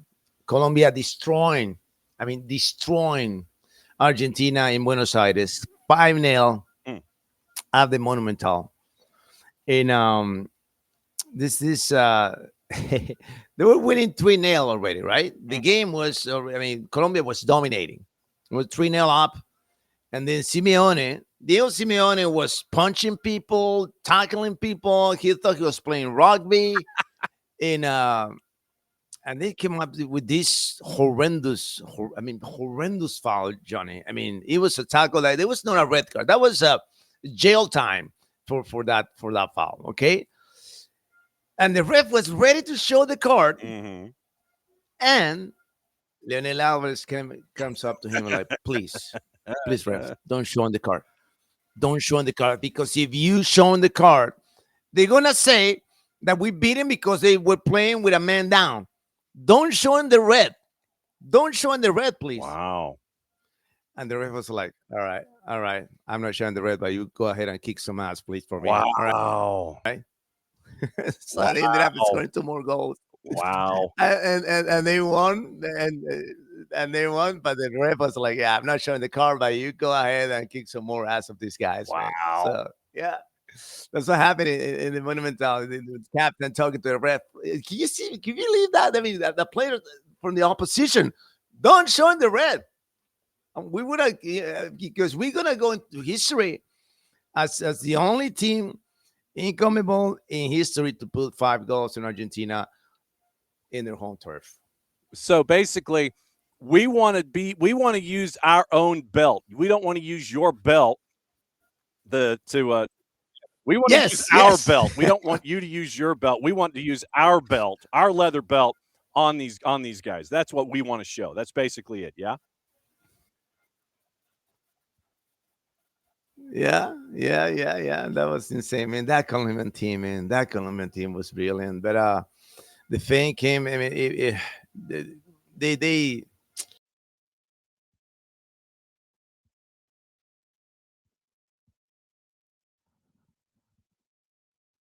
Oh, we might have lost him. Man, it's so sad because it's okay. There we go. Barrabás. Yeah, Barrabás was assassinated because that own goal against the US. But that team was brilliant. They could have won the World Cup, but they just fame took a toll on them, and they believe that they won the championship before they even played. So that's their capital sin. Yes. World Cup Chronicles this time. Story time with Nino. World Cup Chronicles. What really happened to Ronaldo in the 98 finals? World Cup Chronicles with our buddy Nino Torres. Today's topic, what really happened to Ronaldo in the 98 finals? So what really happened to Ronaldo in the 98 finals?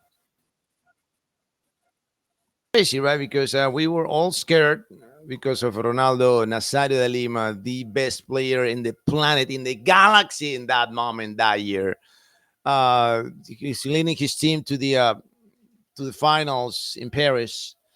And all the alarms went off because Ronaldo is having a seizure. Ronaldo is having an epilepsy attack. Ronaldo is doing what in the world is happening? And Wow. and of course all the stories saying that Nike forced Ronaldo to play because he was not game ready for the game. He was not fit ready. And all these stories about the what is this, the disease that Ronaldo was having in that World Cup. But to be nothing about a disease.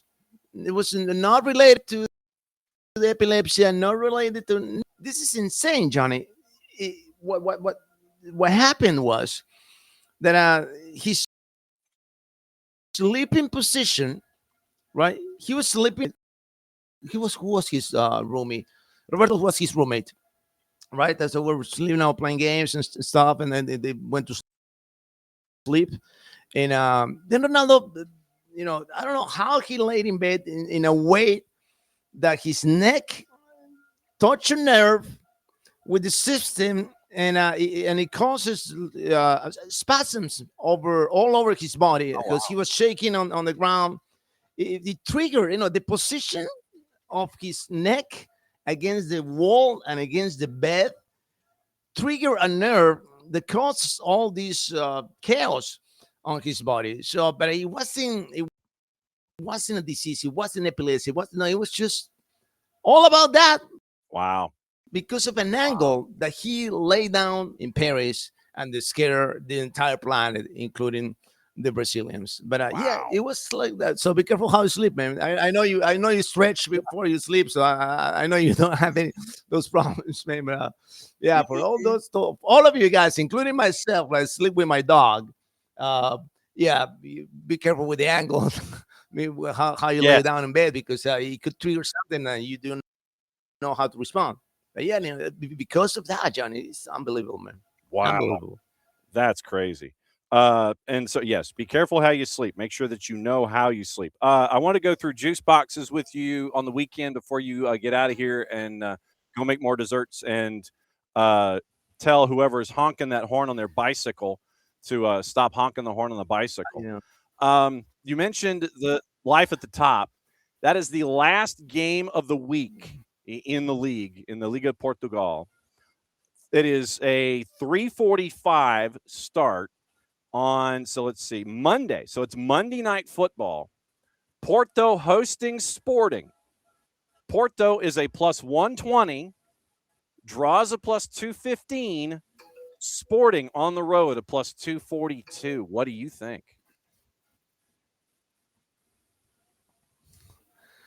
It's Porto Sporting, isn't it?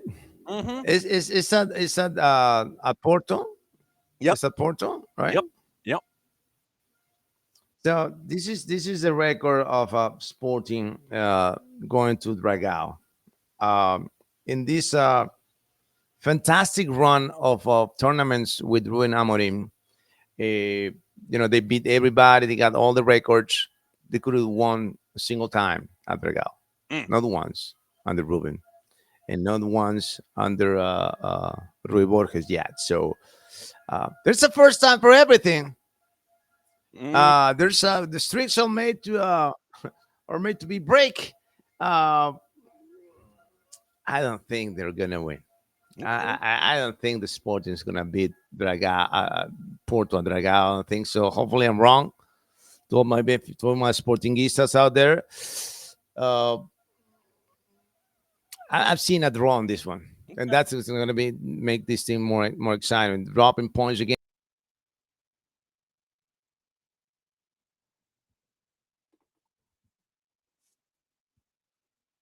So he's looking, and then but not losing the title race is going to get 4 points, right? Yep. Okay. So it stays at 4 points. So keeping that title race tight and exciting, and so much Portuguese soccer. My God, man.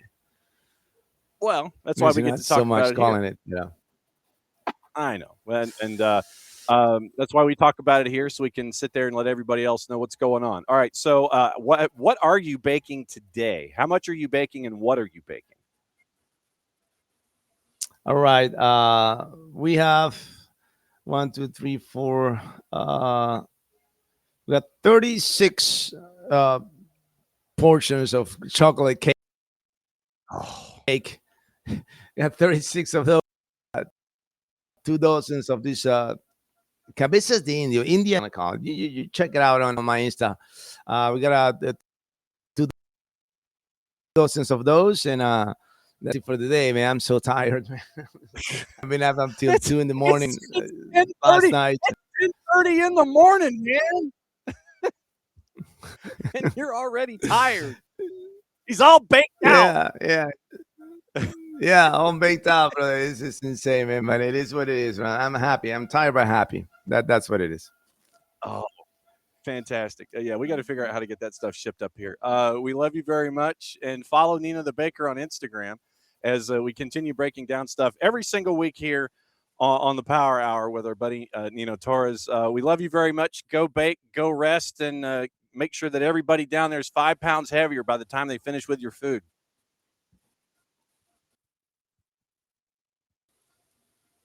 Right, Johnny. Thank you, guys. There goes Nino.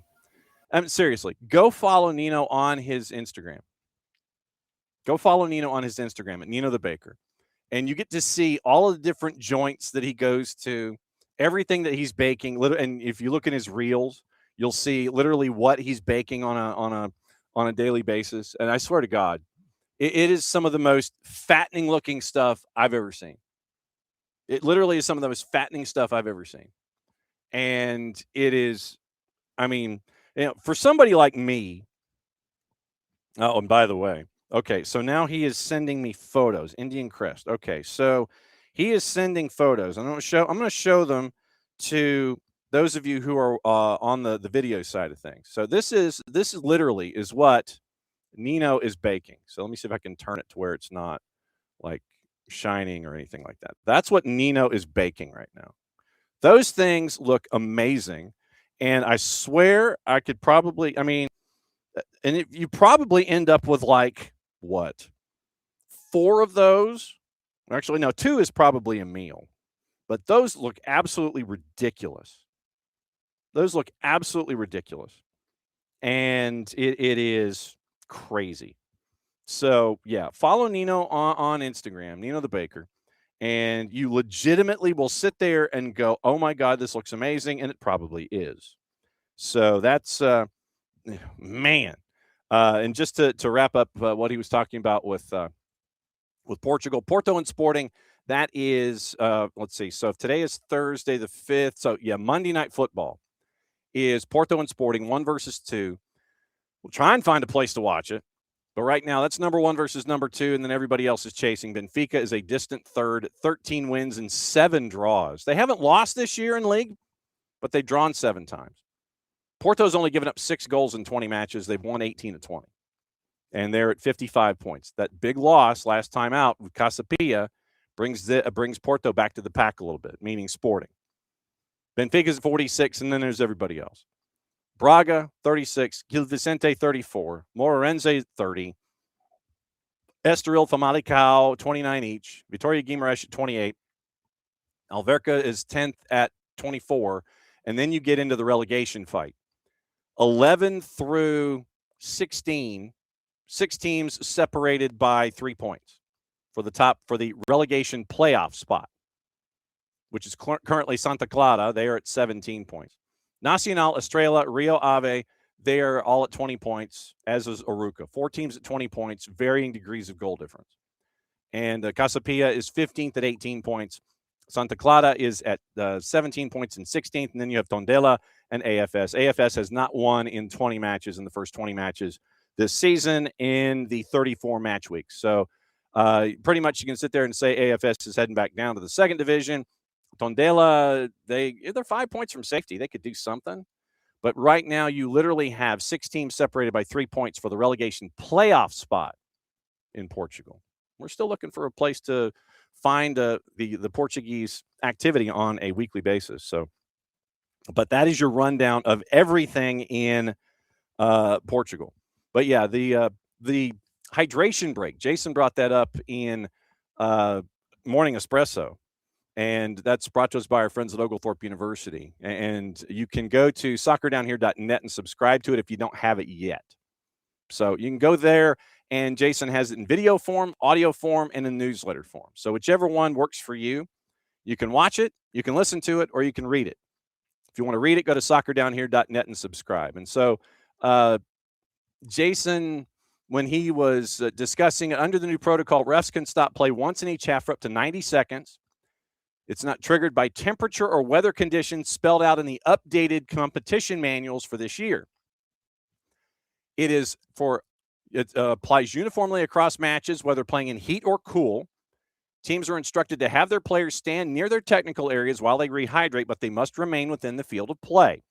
Another notable aspect of it, as Nino was saying, is bringing the mics and cameras closer, enhancing the viewing experience, and that's a first for CONMEBOL match coverage. And so it is, as Jason writes, it marks a shift toward formalizing short game stoppages that were previously niche or used only in extreme heat, reflects a growing emphasis on player welfare and broadcast value, mirrors similar trends seen in other competitions where structured breaks are becoming more common. And he also mentioned Cristiano Ronaldo with what happened in the World Cup. Once again, remember, Al Nassr still have not won a league title. This is present-day Cristiano Ronaldo, CR41 that we're talking about here.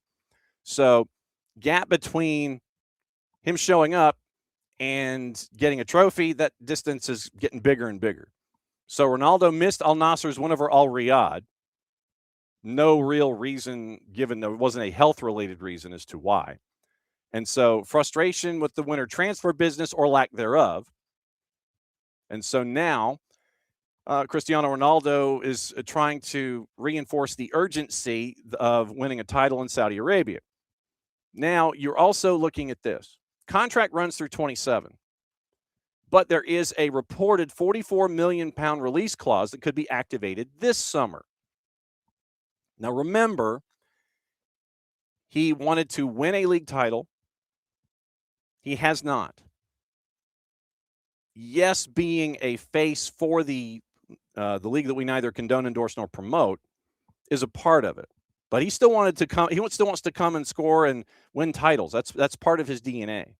And so the frustration's getting to a point, it seems, with what's going on currently with Al Nassr in that league. So keep an eye on that. And there were folks who were writing things and going, "Hey, Manchester, calm down."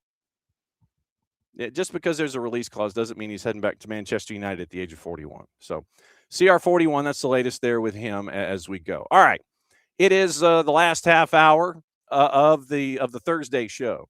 And that means that we go from Lima, Peru, we go to the Palouse and then hang a left. So where we catch up with our buddy Niko Moreno, and we ask Niko, first and foremost, have you been up since 4 a.m. to see this first friendly for Seattle in Spain? Have you been up that early? Hey, it was John. I do not like the lag here. Let me know if it gets any better or if you're getting it a little too bad. But yes, SDH family, I have absolutely been up since 4 a.m. This is third cup of coffee. I've been taking some notes. I have been on the phones trying to figure out a couple of more things that I'm working on. And yeah, very active this morning, very early on. So thankfully it was a decent game for the Sounders. It was a 3-1 win. There's been a lot of talk about with Obed. So man, I'm just waiting for you to tell me which way to go, man. You called the audible. You tell me what play you want to run. All right. So you mentioned it. So let's go ahead and start with Obed. And I know that when that hit, we ran some of the conversation that you had with Jeremiah about where it's going to be. Is it going to be, is he sticking? Is he going to be loaned out to a place like Celta de Vigo? what's the latest here in all of this progression? What are you staring at with Obed heading overseas? Yeah, look, it's been everything has been moving extremely fast, and there was a lot of information moving back and forth. Initially, there was a thought process or a And that would be why. Okay, so yeah, he wasn't happy with the lag, and so Niko is probably going to change his exit point, and we'll get into the discussion about Obed Vargas.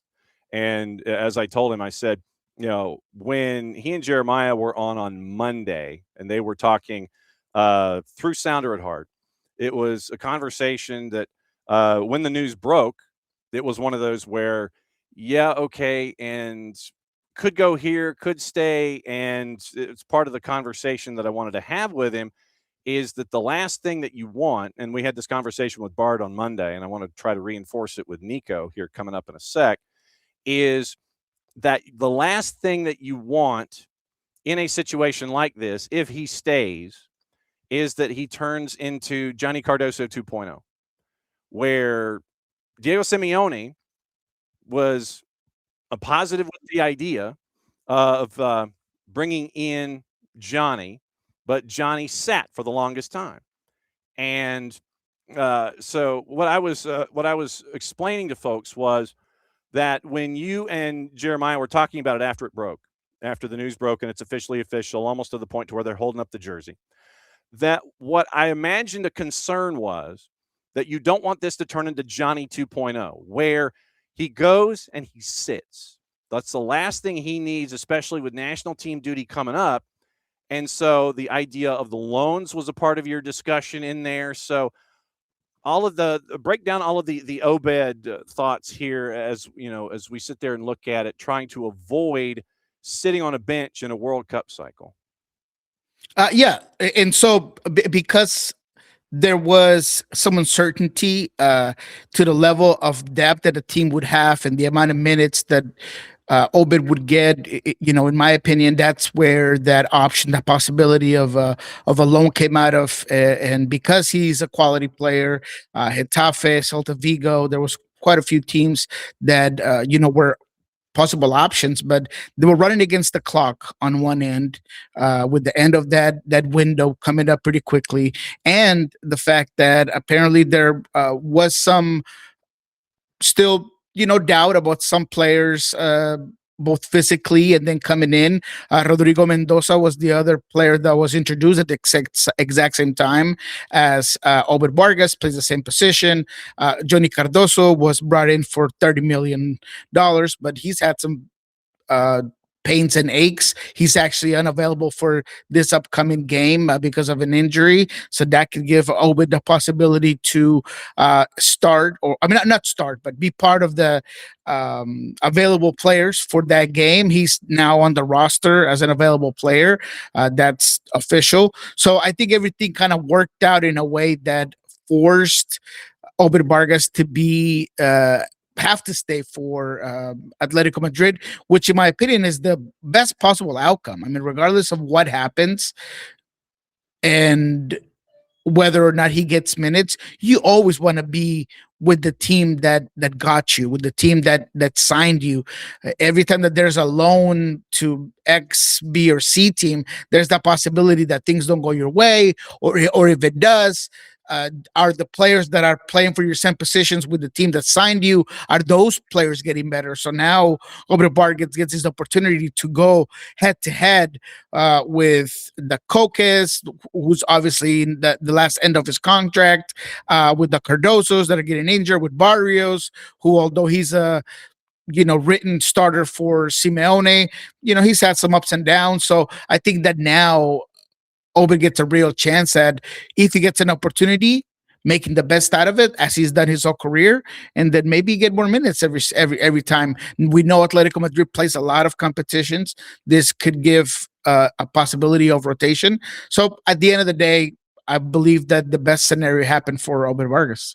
Okay, and just so you know, you are clean and green right now. You are pedal down, and you're good to go. You are locked in, no lag. You're good.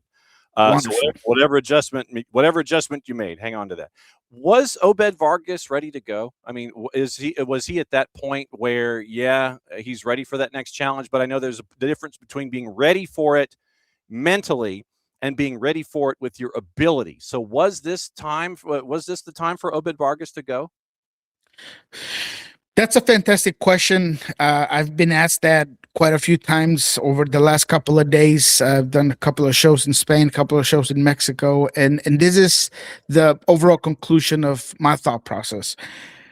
When a chance like this comes around, you have to take it, and it doesn't matter whether you're ready or not. It's this move, even if Obed doesn't play a single minute for Atletico de Madrid over the next couple of months, it's still a good move for him. I mean, he is achieving something that he wanted to do.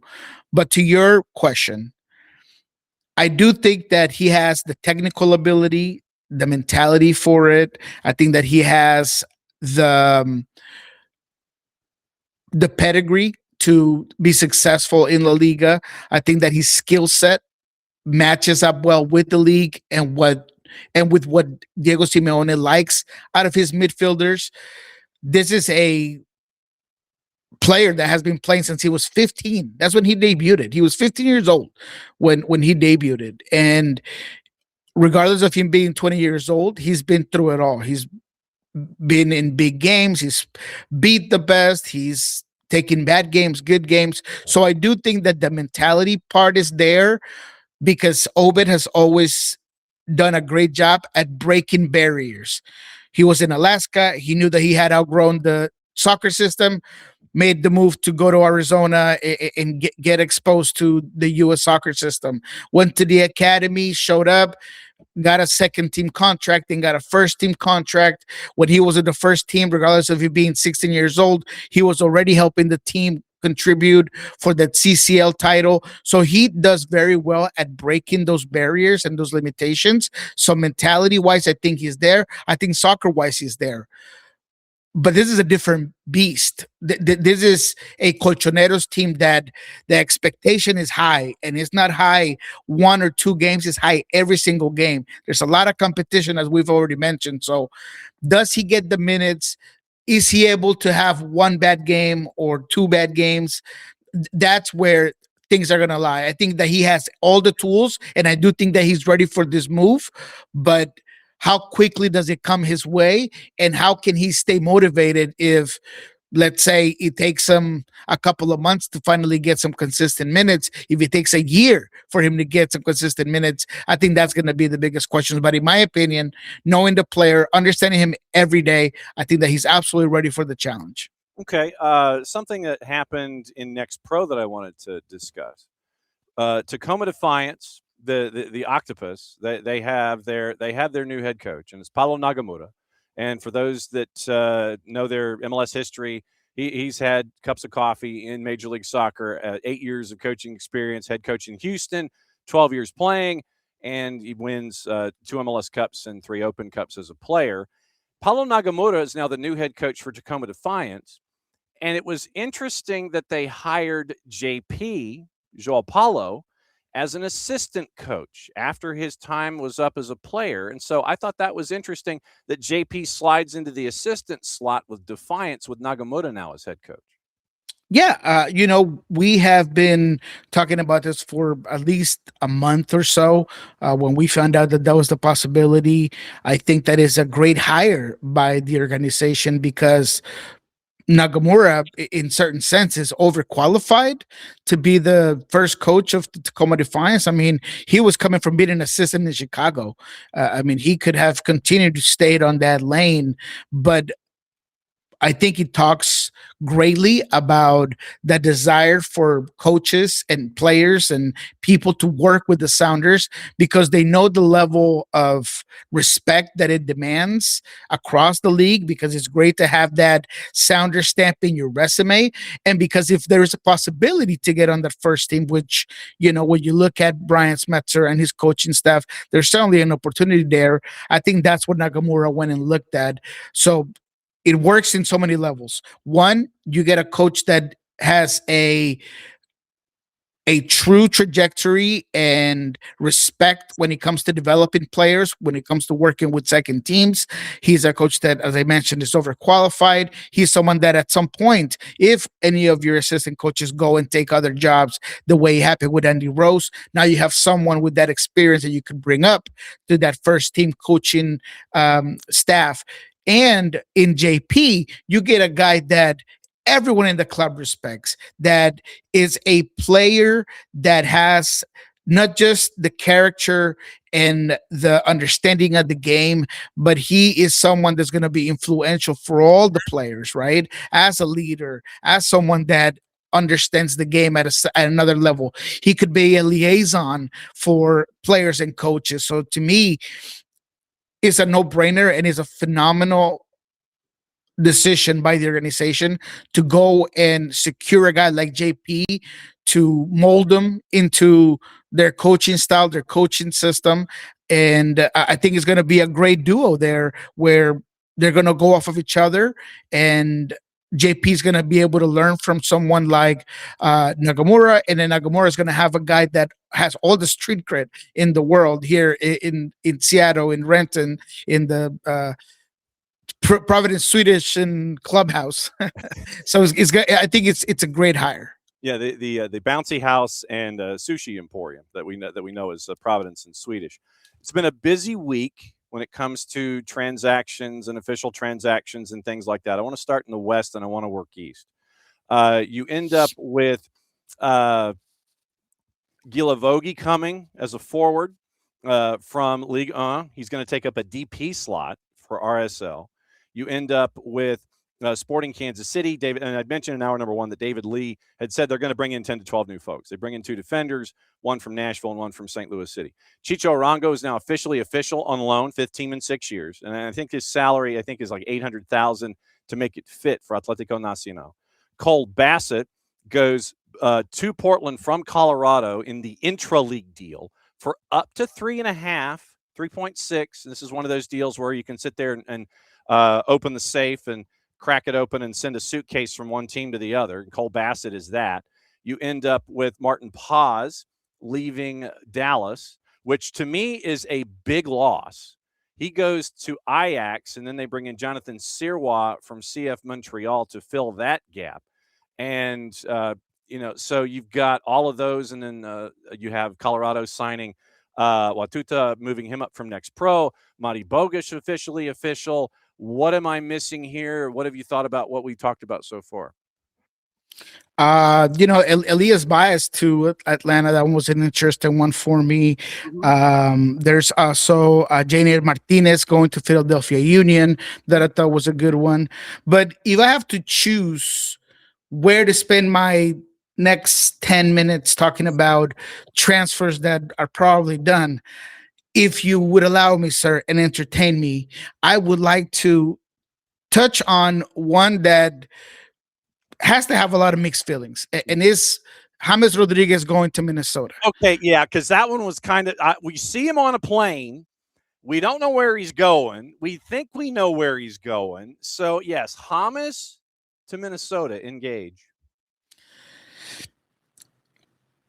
I am probably the biggest James Rodriguez fan out there, one of, and I say that as someone who, in all the sense of being a Colombian, loves the national team, watched them go from being a player that came out of nowhere to essentially being the best player in the history of the country, arguably, depending who you talk to. But he's always had a track record, and it's not a good one, when it comes to underperforming at the club level. And from the highest point of his career, even then, when he was performing for Real Madrid and Bayern Munich and Monaco and Porto, even then there was rumors about, ups and downs and things. And he's always been great. He's won in probably more leagues than most, right? At top leagues. But over the last 5 years, specifically, it has been nothing but leaving one club after another, not playing a lot of games, inconsistency after inconsistency. Now, that has nothing to do with the level that he plays in when it comes to being with the national team, because I don't know how he does it, but he turns into a whole other player, and he's a leader, and he's phenomenal, he's influential, and he does absolutely everything. But at the club level, man, he leaves a lot to be desired. I know that he has the technical ability. I know that he's going to be magical on the ball. I know that he's going to have at least 8 great games in MLS. But for his salary, there was a lot of issues getting him into a team. In Argentina, they didn't want anything to do with him. In MLS, he was shopped around. I mean, Minnesota got him because they are giving him a deal below a DP deal, but they were the highest bidder there. Because out of what you're getting out of James Rodriguez, man, I mean, he has the trajectory. He's a guy that's going to put some butts in seats. He's recognized. He's going to be fun to watch. But if you ask anybody who followed him in León last season, it was the same thing, man. It was a couple of great games, sure. So a couple of phenomenal goals, phenomenal, great for the fans. But he gets old when it doesn't come with success and it doesn't come with consistency. So maybe I'm sounding harsh, but I just don't think that James Rodriguez's play matches up well with the growth of MLS or where it's at right now. I just don't think it's a great signing. I think if I had to give it a grade, it's like a C+, B- maybe. And I only say that because you're getting him at a below DP deal. But even then, I think that there's a lot of question marks that surround James Rodriguez, and specifically for a team like Minnesota that has no stats right now, that honestly, we don't even know how they're going to play next season because Ramsey's gone. So there's just so many question marks that I don't think that James is going to have the impact that people think. But I love it. I do love it in terms of marketing, in terms of it being a cool signing, the fact that hopefully I'll be able to have him come to Lumen Field and get into interview him and all that stuff. Because again, the kid at heart here loves to have James in the league. But as a journalist and as somebody who's going to give you honest opinion, I just don't think he's going to be great in MLS. Okay, so here's the rundown. And Pipe Sierra and Tom Bogert are both saying that it would not be a DP deal, just basically handful of months, like a 6-month deal, gets him through the World Cup, etc. And then my guess is they would probably revisit after June 30 or July 30, depending on fiscal year. So he goes to Bayern Munich on loan from 2017 to 2019 toward the tail end of his time at Real Madrid. 43 apps, 14 goals. Everton, 23 apps, 6 goals. Al Rayyan, 13 apps, 4 goals. Olympiacos, 20 apps, 5 goals. Sao Paulo, 18 apps, 2 goals. Rayo Vallecano, 6 apps, nothing. León, 31 apps, and 5 goals. So after Bayern Munich, it is 56, 24, 80. So 111 appearances since 2020, since his time started at Everton. And he has the sum total of 22 goals. Since 2020 and his time started at Everton. Everton, Al Rayyan, Olympiacos, Sao Paulo, Rayo Vallecano, León. 22 goals in 111 games since his time started. His last 6 appearances on the club level. 111 games, 22 goals. Yeah, and if I'm not mistaken, he hasn't played in a club game since September. He obviously played with the national team, which is completely different, as I've already mentioned.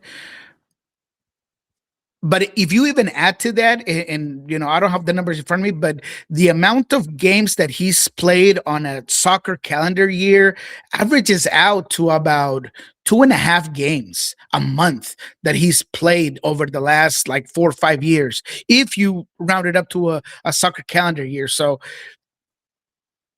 there is magic that comes with James Rodriguez, but there's inconsistency. And anybody, I could be wrong, and he could come in here and just be lights out and, you know, have 10 goals, 18 assists, something of that nature, because obviously he's a creative player. He's a creative midfielder. He's going to be distributing. He's going to be more about goal contributions than goals per se. But the likelihood is very low. I mean, if you were to put that in a bet, I mean, you're getting 35-1 odds that he's going to come in here and just light it up, because the track record tells you otherwise. And James Rodriguez in general tells you otherwise.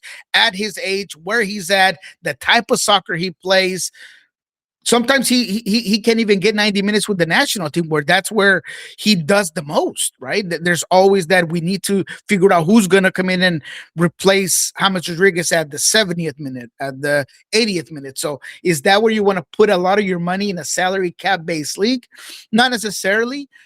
But again, I don't want to crap on the move either. I mean, there's a lot of cool things about it. I'm not going to deny it. But when it comes to being a move that's going to put your team at a different level, and that you're going to come in a guy that's a high producer, you're just not getting that at this point in James's career. You're just not. And that like I said, nothing is official. You take the PJ photos from Instagram, the private jet photos. You sit there and you take them for what they are, and it is a tease.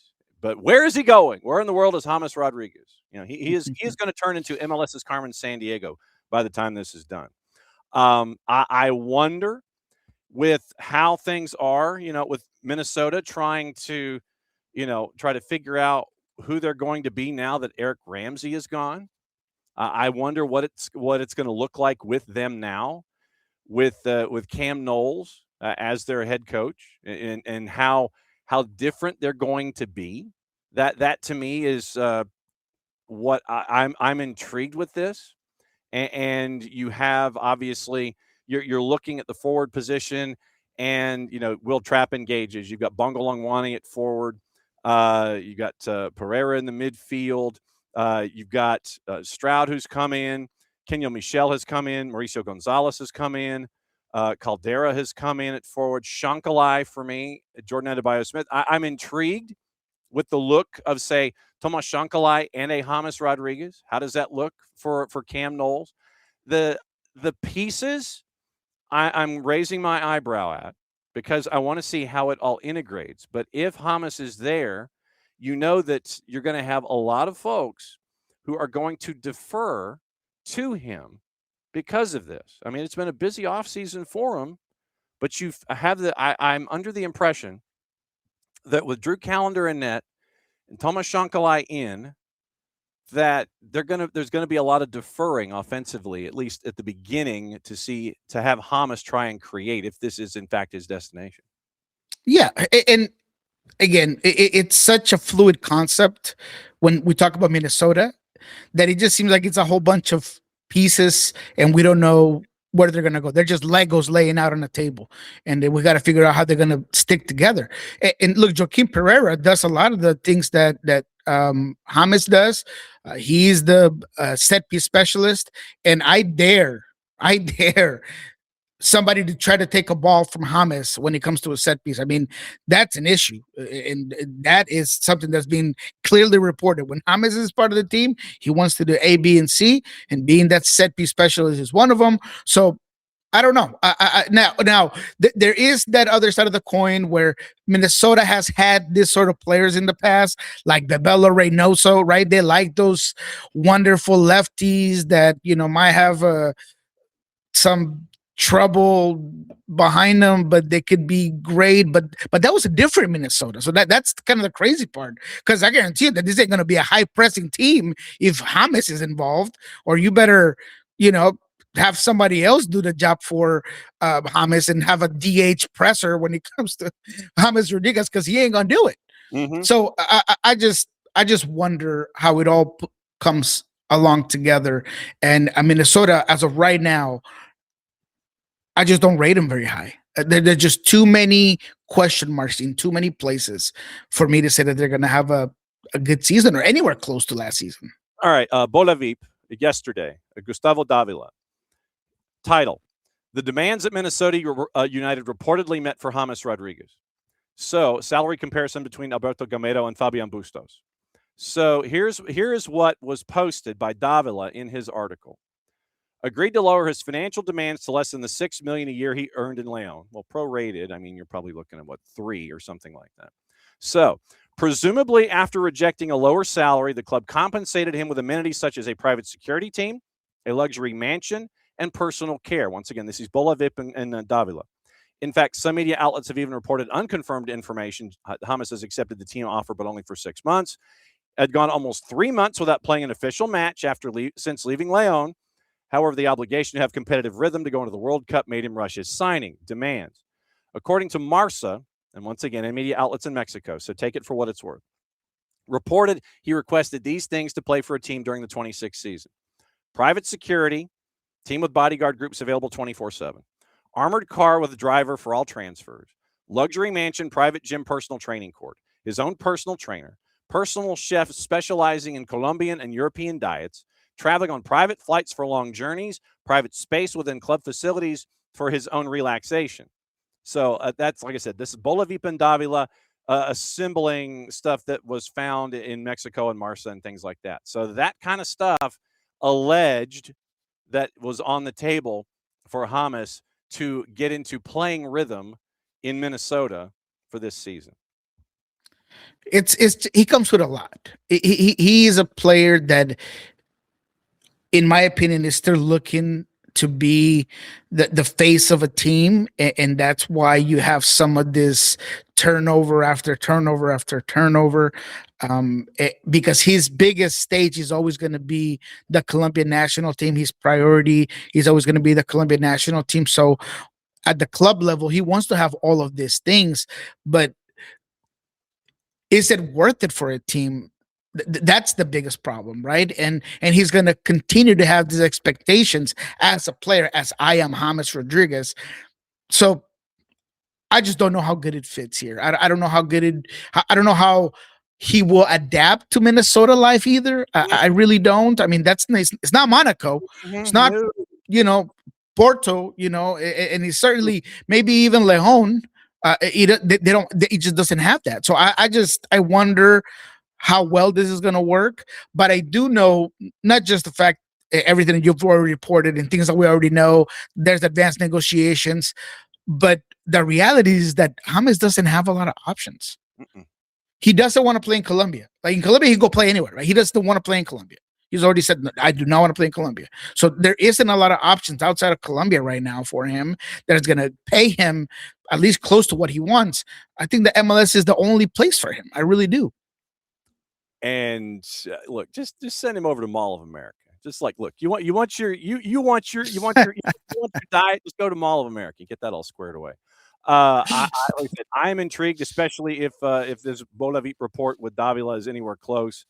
I would wonder, okay, so James requires a PJ for long travel. He didn't want to be on a team charter. I'm intrigued. I'm intrigued about that. I it's like, what would if he's not, let's just say, let's take this 2 steps down the road.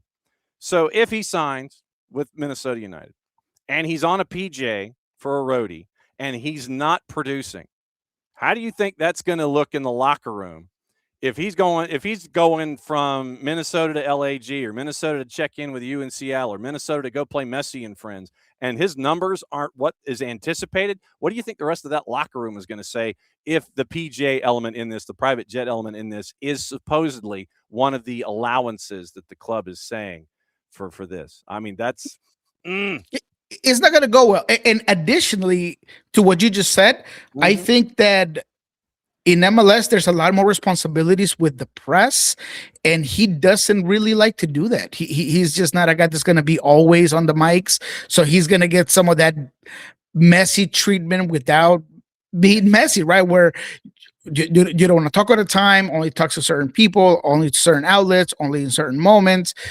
So all of it, he gives you a little bit of that diva-ish feel. And I don't want to necessarily call him a diva per se, but reports and there is some diva-esque type of situations with him as a player, and I just don't know how well that's going to fit with that team particularly.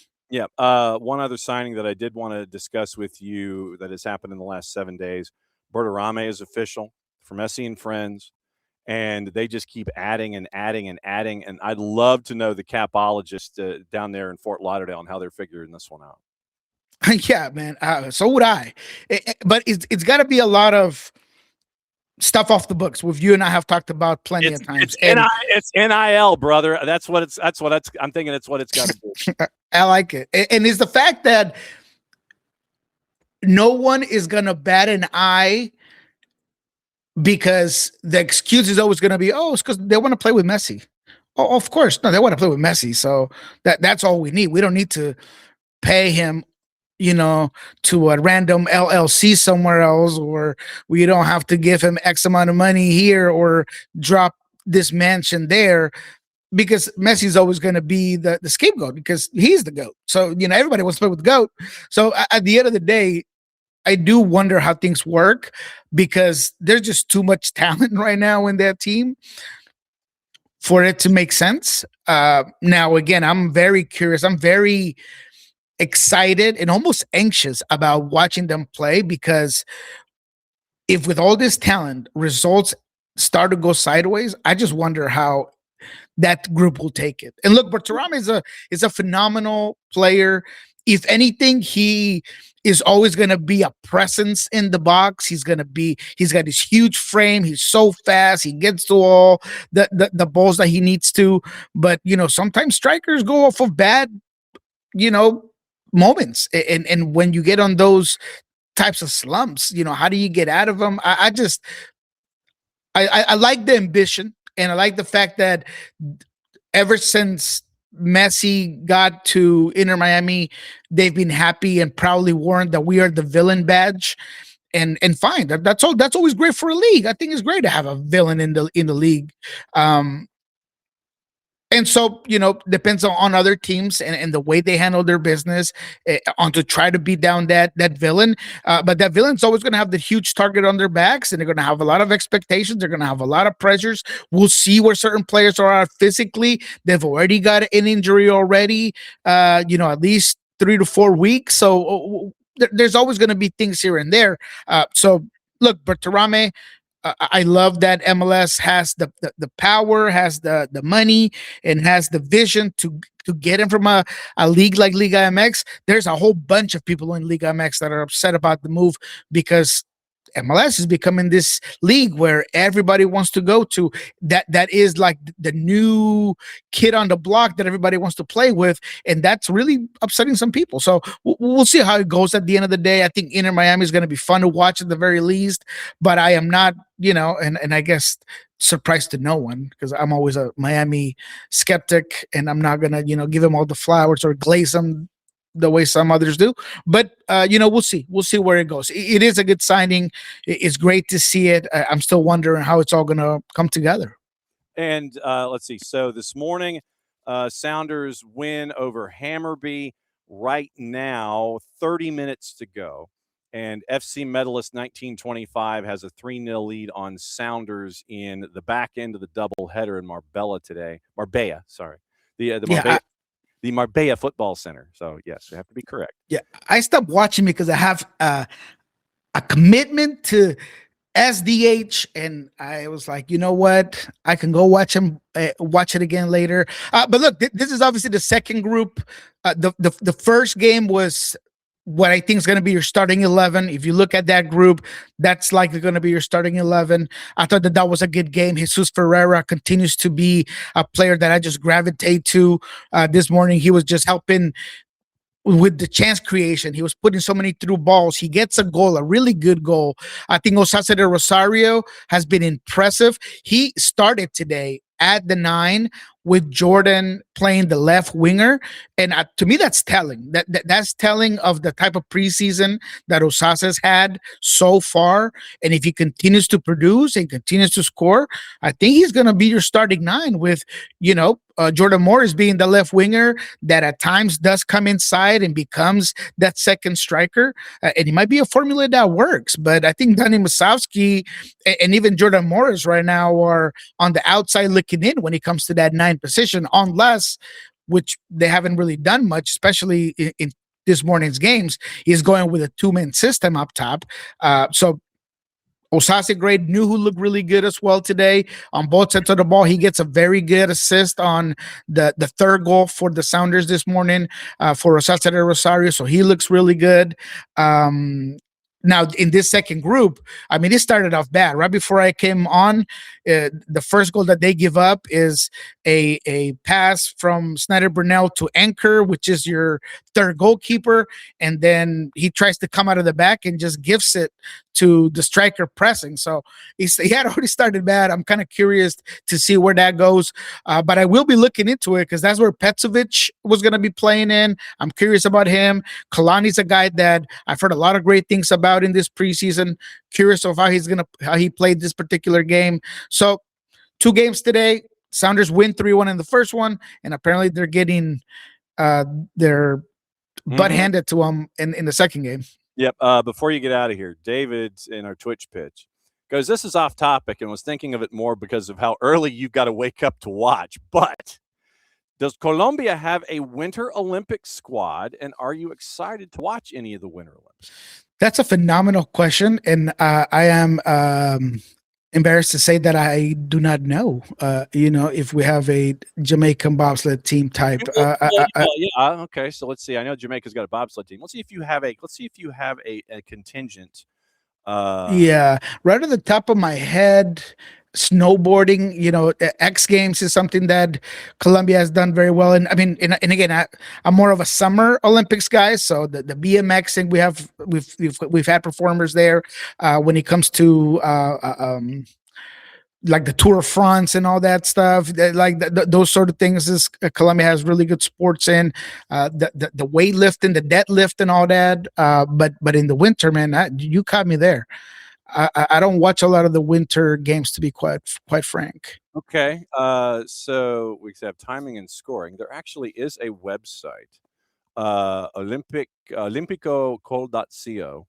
Colombia represented in 22 in Beijing, 1 female and 2 male athletes, a cross-country skier who finished 88th in men's sprint freestyle and 95th in the men's 15K classic. Speed skater Laura Gomez finished 22nd in the women's mass start event, competing at their second games, having both debuted in Pyeongchang in 2018. You also had an alpine skier who finished 31st in his games debut, but didn't finish the slalom event. So there is a presence. And it looks like it was in the last Olympiad. There were 3 athletes in Beijing in 22. So my guess is, you have 1 athlete, apparently, and it is Frederick Fodstad in cross-country skiing. Wow. So you have one Colombian athlete in these winter games in Milan Cortina, and he is a cross-country skier, Frederick Fodstad. So thank you for that question. I'm gonna keep my eye more on this Winter Olympics. Like I said, they're not the ones that I typically wake up for, like I do for the Summer Olympics. But yeah, it'll be interesting. Now we do have a Colombian in the Super Bowl. I'll tell you that. Christian Gonzalez, cornerback for the New England Patriots. He is full Colombian, reps it pretty heavily. So although I do think the Hawks are going to win, and I do lean towards the Hawks because we cover them in Pulso Sports and things like that. But at the same time, I wouldn't be too mad about it if Christian Gonzalez got to be the first Colombian to win a Super Bowl. That's very cool. Obviously, we'll catch up with you again next week. Go get your third cup of coffee. Go watch the final 25 of a 3-0 whooping at the moment. Get your notes, and obviously we'll be keeping an eye on you, my friend. It's always great to catch up with you with your early wake-up calls every Thursday. Thanks for hopping by, as you always do. It's great to see you. Thank you, boss. There he goes, Niko Moreno from Pulso Sports and Sounder at Heart. He's going to go watch the last 25 minutes right now. Seattle down 3-0, back into the doubleheader in Marbella, Spain. So it's great to catch up with him. And I know sometimes you end up with report lag, and it literally, when we're talking to Nino, sometimes we are truly blessed.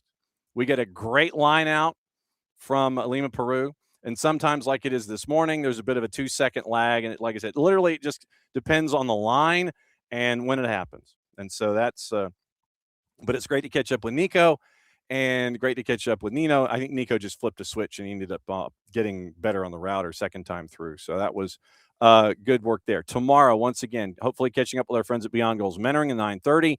A little after 10 o'clock, John Arnold's going to join us. We're going to talk a little CONCACAF Champions.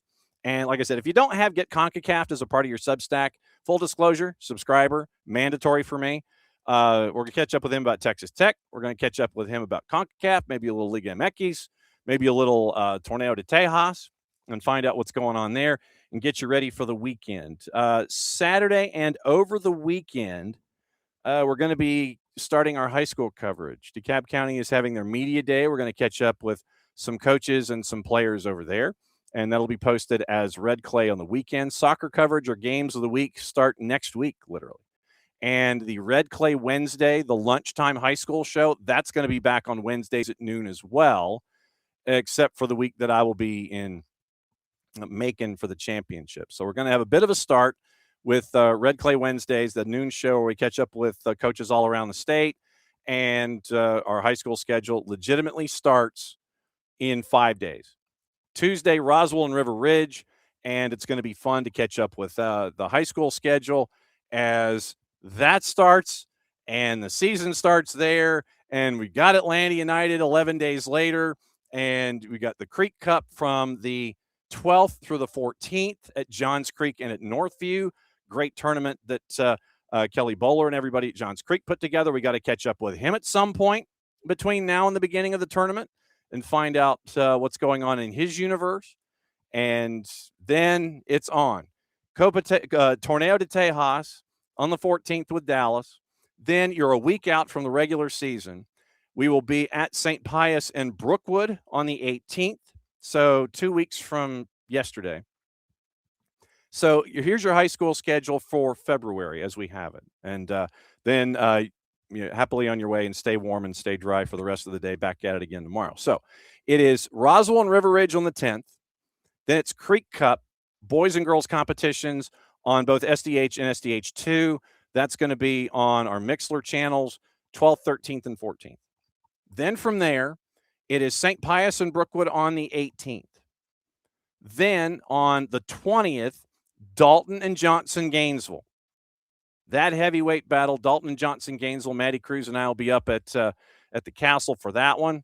Matt Cheese and Frank Zamora. Man, that is going to be some fantastic early season non-region action.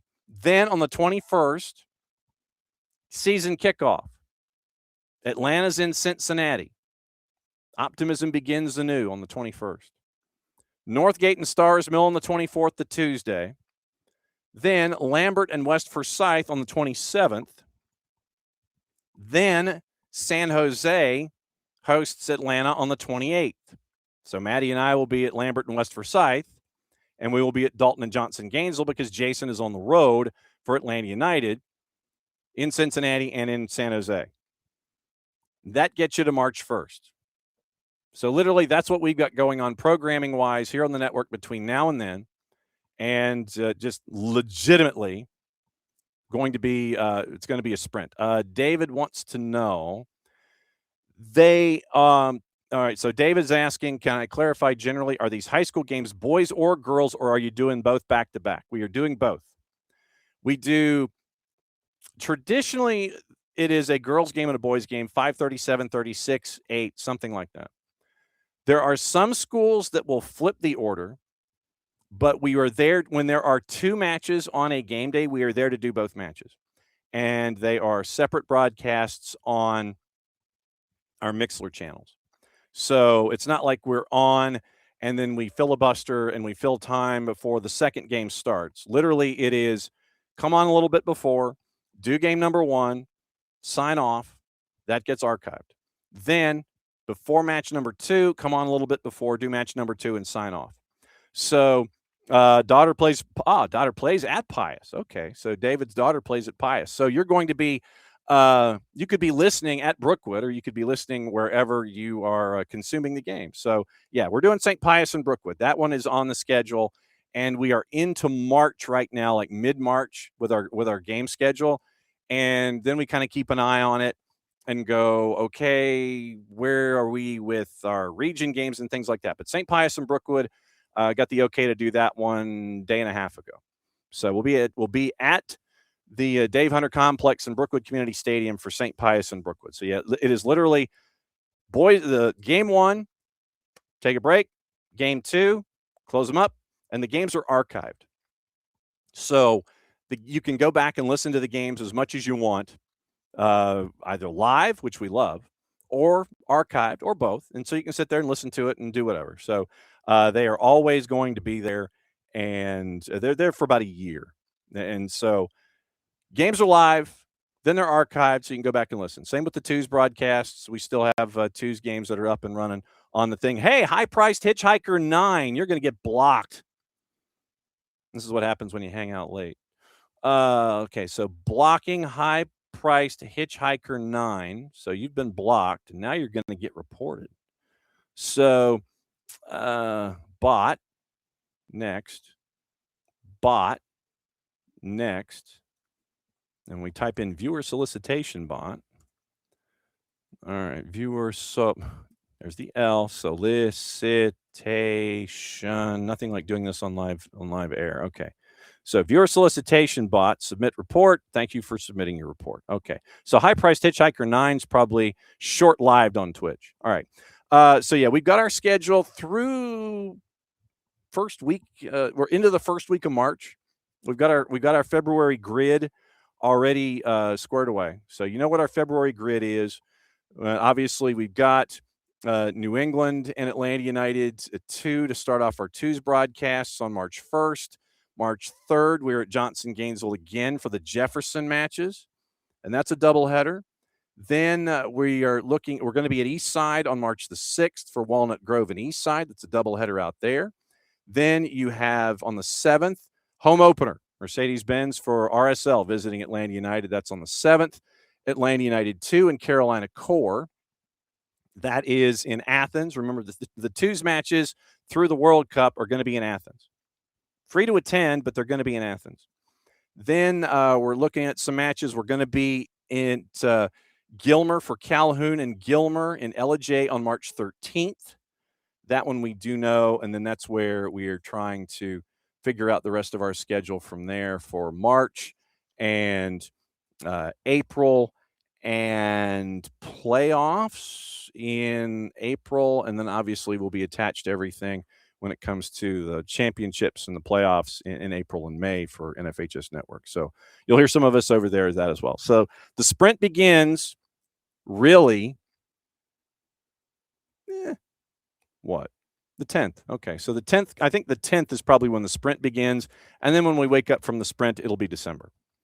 So that's what 2026 is shaping up to be like. Okay, so once again tomorrow, catch up with our friends, hopefully, from Beyond Goals Mentoring, and John Arnold's going to join us a little after 10 o'clock Eastern. We'll talk things there and get you ready for the weekend. DeKalb County Media Days this weekend. Expect that Red Clay activity on the network as well. Set your notifications however you consume all of our stuff. So it's another go-round of Thursday and Thursday Thoughts here on SDH AM. Thanks to Nico. Thanks to Nino. Thanks to y'all for dropping by as you always do. Back at it again, 9:05, a little less than 22 hours, almost 21 and a half hours from now. Since it is the end of the show, mucha plats, y'all. Play it safe. That means I get to do this. Back at it again, 9:05 in the morning for Friday Freestyle. Weekend begins. First weekend of February. We'll see you then. That's it for SDH AM for you Thursday.